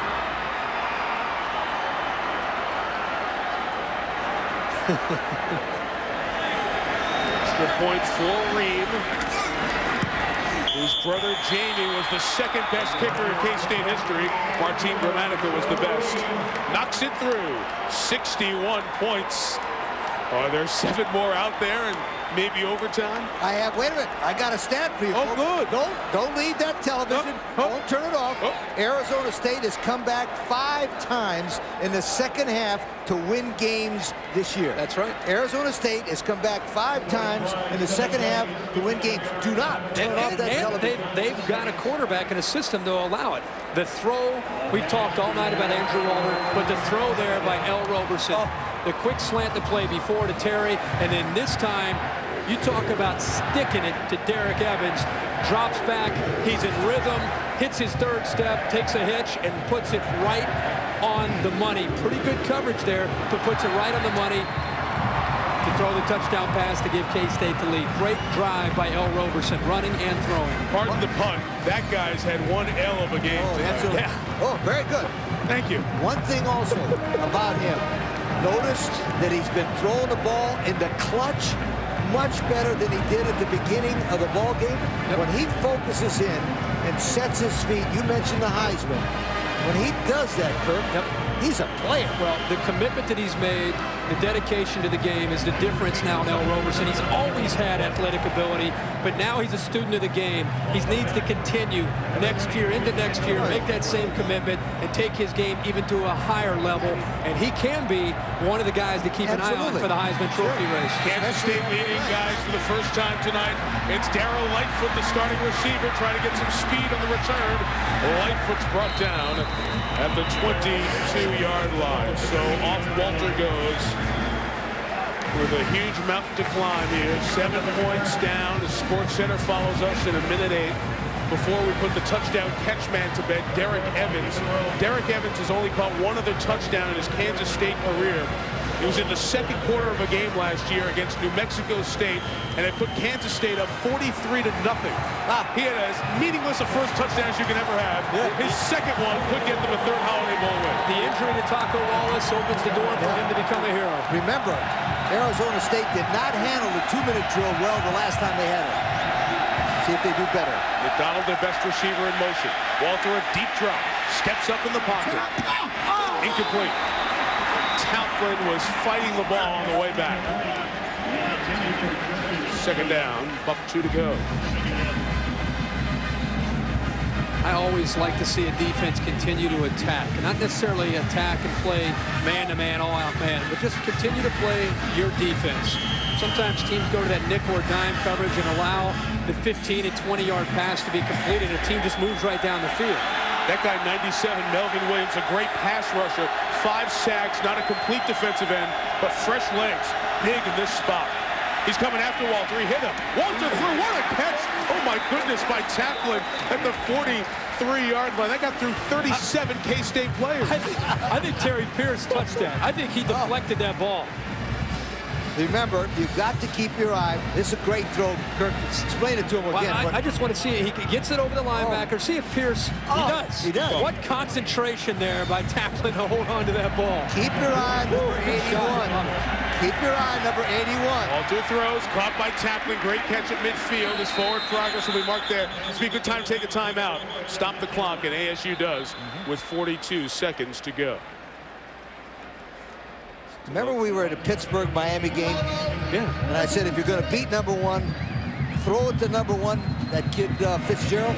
Same thing. If I'm going to lose this football game, I want to make sure that Sean McDonald somehow gets the ball thrown to him. He is a wonderful player. He is a great player, and I'm sure Dirk Kansas State's going to probably say, you know what, we're going to make sure we have some double coverage on him or put Terrence Newman on him. We're talking to Tim Weiser, the athletic director at Kansas State, who, by the way, wanted to say hi to his dad and mom, Nick and Mary, who were watching back in great bed with so many K-State fans on the edge of their seat. But he said K-State's still looking for a big-time opponent to come to Manhattan next year. They played USC this year. One of the knocks against this program is who they play out of the league year in, year out.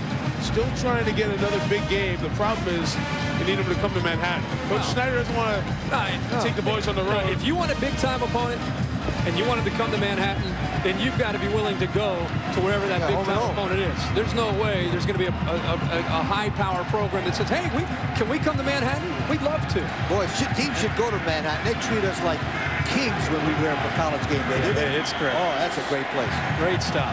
Midfield, 2nd and 2. 42 seconds left. Mike Williams, the running back, bottom of the screen. Empty backfield. A pocket to throw, deflected, and almost. The game-ending interception for Terry Pierce. Yo.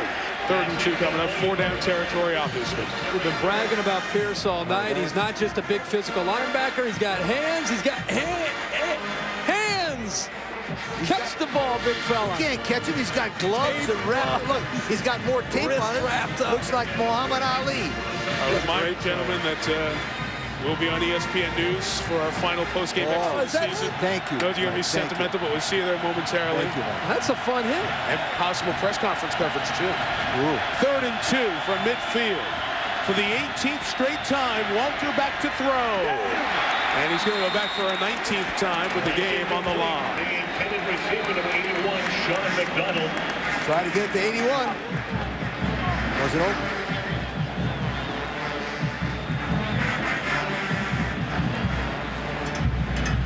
That's what you call hands-on approach from the head coach. Watch the out and up. Watch the out and up. Watch the out and up. I don't think you throw it out and up with 4th and 2. I think you throw something real quick.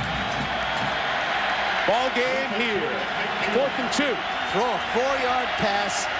Stop. Quickly. He's looking at McDonald. Now he throws. It's caught. That's it. Lightfoot has it. Drive stays alive.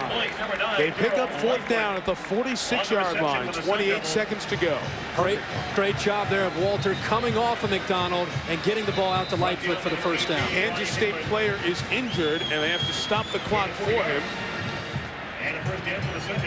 Kansas State team without timeouts.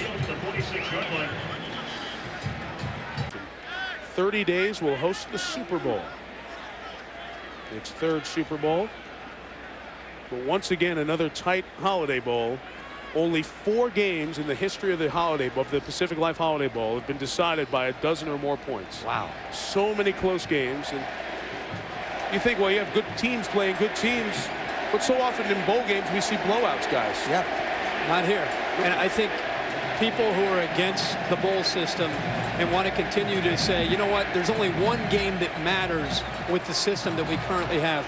They need to come out to some of these bowl games and watch the intersectional matchups and watch how these kids and these fans come to these second-tier bowl games. They want to win. The ball was not out of bounds. Once the player injured, Melvin Williams leaves the field. It'll be whistled, ready for play. The clock will start. ASU well-schooled, ready to go right away. Walter is flushed.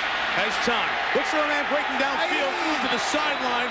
Incomplete. Mike, you see 81? Oh, no, I saw when I said looking for a man breaking downfield. He had the tight end Pickard getting downfield along with Sean McDonald. Sean McDonald was out there wide open. Mike and I watch him. He got behind Newman. The safety's out of position there. If he leads him downfield, that'd be a close call. That'd be tough because you had 2 good closers in Walker and Newman. Walker had a chance to get back there. Yeah, but he had a better chance than that one he threw to Bill Snyder. Do you start taking shots towards the end zone here, or do you try to get a little bit closer? 19 seconds. We'll try to get that 15-yard route. 55th pass attempt of the night coming from Walter.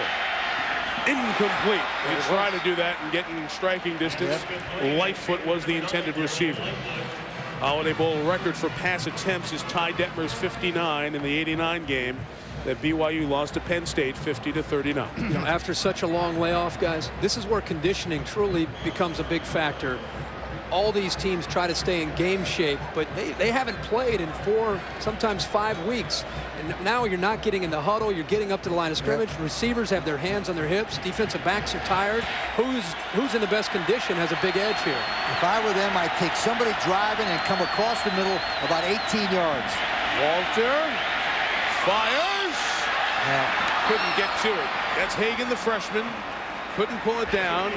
And we're back to a 4th down situation. This time it's 4th down and 10 with 9 seconds left. Still have time because you have a timeout and the clock could stop after a first down. You still don't have to throw the Hail Mary. Still try to pick up 15 or 20 yards. And then go up and spike the football. I would take my time out here. No, they're going to use it. They're going to stay. You know why I take my time out? No matter what happens, you still get the clock to stop. The clock's going to stop on the next play. And you can run them out for one more. You can spike it. Right. But I don't think you need to throw it all the way downfield. You still have a chance here to try to pick up the 15 yards. I still think you need to throw it about 15 yards in the middle. Got that big bend formation out to the right. The play clock ran out, delay a game. Offense. So now it becomes 5 yards tougher. Still fourth down. Wasn't much urgency there by Andrew Walter. It was almost like they wanted to take the 5 yards the way he came to the line of scrimmage.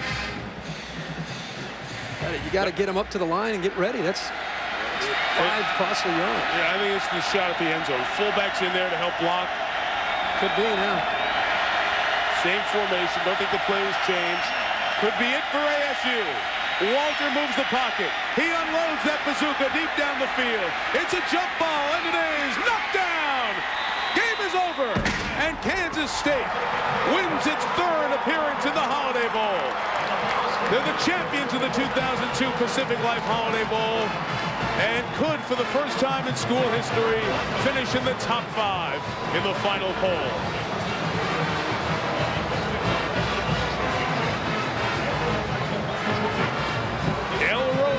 Will be the most valuable player undoubtedly with his performance here tonight. And there's no doubt that we select him as our Capital One player of the game, responsible for 4 touchdowns on the night, hit 6 of his last 8 passes, led 3 fourth-quarter drives, all of them resulting in touchdowns. Kansas State scores 20 in the 4th to win, and here's Jerry Punch with their victorious head coach. And Coach Snyder, great teams answer when they're scored upon. Your team had to answer time and again tonight. Congratulations. Well, we stuttered a lot. That's for doggone sure. I have to take my hat off to Arizona State. I mean, what a phenomenal effort by their players and their coaches. Their preparation, I thought, was great. Really created some problems for us. But I'm awfully proud of our players because, indeed, they were able to come back both offensively and defensively when it was all on the line. Some gutsy play calling in the 4th quarter. 4th and 10, used a couple of timeouts to get the play in, and then Roberson to Terry on the big pass completion. Yeah, timeouts were just to suck them in, that's all. Great effort tonight. Coach, how about your quarterback? What an effort late on that final drive. And L. Roberson on the quarterback keepers and quarterback draws. Well, El is really a tremendously talented young guy, and he can do an awful lot of very fine things, both in the running game and the passing game. I would venture to say this wasn't at all his best game or best performance of the year, but it was a special performance. He was good when he really had to be good. Hey, Coach, congratulations. Go celebrate. Thank you, Jerry. Thank you very much. Mike? Thanks, Doc. 16th time in 25 Pacific Life Holiday Bowls. The game's decided by a touchdown or less. Press conference coverage coming on ESPN News. That wraps it up for our Thursday football crew this season. Year 4, gentlemen. Good job, Mike. It's a pleasure. Mike. Nothing worse than being away from home. Nothing better than being around this great group of people. We'll be watching the NBA. With Lee Corso, Kirk Herbstreit, Jerry Punch, Mike Tirico. This has been a presentation of ESPN, the worldwide leader in sports. For more, log on to ESPN.com. Good night from beautiful San Diego, and off we go to Sports Center. First time in school history, Arizona State played, you say over their head, but when you watch with your own eyes, they're a very talented team. And a very young team. Yes. They could be very, very powerful in the Pac-10. L. Robeson, the quarterback, was sensational. I think you got to give some credit to Ron Hudson, the offensive coordinator. For the last 4 drives, Kirk, his imagination of play calling was very good. Robeson was sensational. Well, also the Kansas State defense, they seemed to have their back against the wall the entire first half. They kept Kansas State within striking distance. So when Ron Hudson and the Kansas State offense caught up with Arizona State, they were at least there to make the plays. But you're right, L. Roberson, we have seen him make plays throughout his career, but he looks like a veteran right now. He showed a lot of poise tonight when things didn't go well. He came back when he had to win this game. We've seen a lot of quarterbacks have great games in this game. Of course, Ty Detmer comes to mind immediately. You go back over the years. We saw Joey Harrington with 4 touchdowns, including a catch, a run, and a throw. Bucky Richardson in 1990. There's a 4-touchdown night here for L. Roberson, who's standing by with Dr. Jerry Punch. Well, L. Roberson and L, a tough first half. You guys sort of struggled on offense, sputtered a little bit. Well, it was kind of hard for us because we expected them to blitz a lot, but we didn't think they would blitz the way they did. We expected them to play a lot of over, but they came out in a 4-3, so we had to change our game up at halftime, and it worked out well for us. Some gutsy play calling in the second half. How about the 4th and 10 where you hit Terry on the sort of the fade as you're falling backwards? You throw the fade toward the goal line. Well, I told him, he's a tall guy, and I told him he's going to go up against that guy, and I said, you just got to get open. I didn't have much time, so I just took a step back, and I told my O-line to block for me, and I just laid it up, and he made a great catch. On the final drive, were those designed quarterback draws, or you just tuck it and run? Well, they were designed, they like to blitz a lot, so we like to go. We went backside and ran a lot of plays, and it worked out well for us. And, when you got guys that open up holes for you, I'll do my thing. Hey, congratulations on a great season and a great win here in the Holiday Bowl. Thanks a lot. Guys? Thank you, Doc. Roberson threw it well, ran it well, did everything well tonight. Well, he was able to have some time there in the second half to put the ball up in the air to make some plays. And, basically Arizona State said, if you're going to beat us, you're going to beat us by throwing the football. And once they showed that they could do that, it opened it up for him to show what he can do with his legs. But here was a big play in the game. He threw off his back foot on 4th and 10. Actually, I said it was lucky. It had to be a sensational play. But it was 4th and 10. And they made it, which I didn't think they should go for. But a gutsy call and a wonderful job, and they won.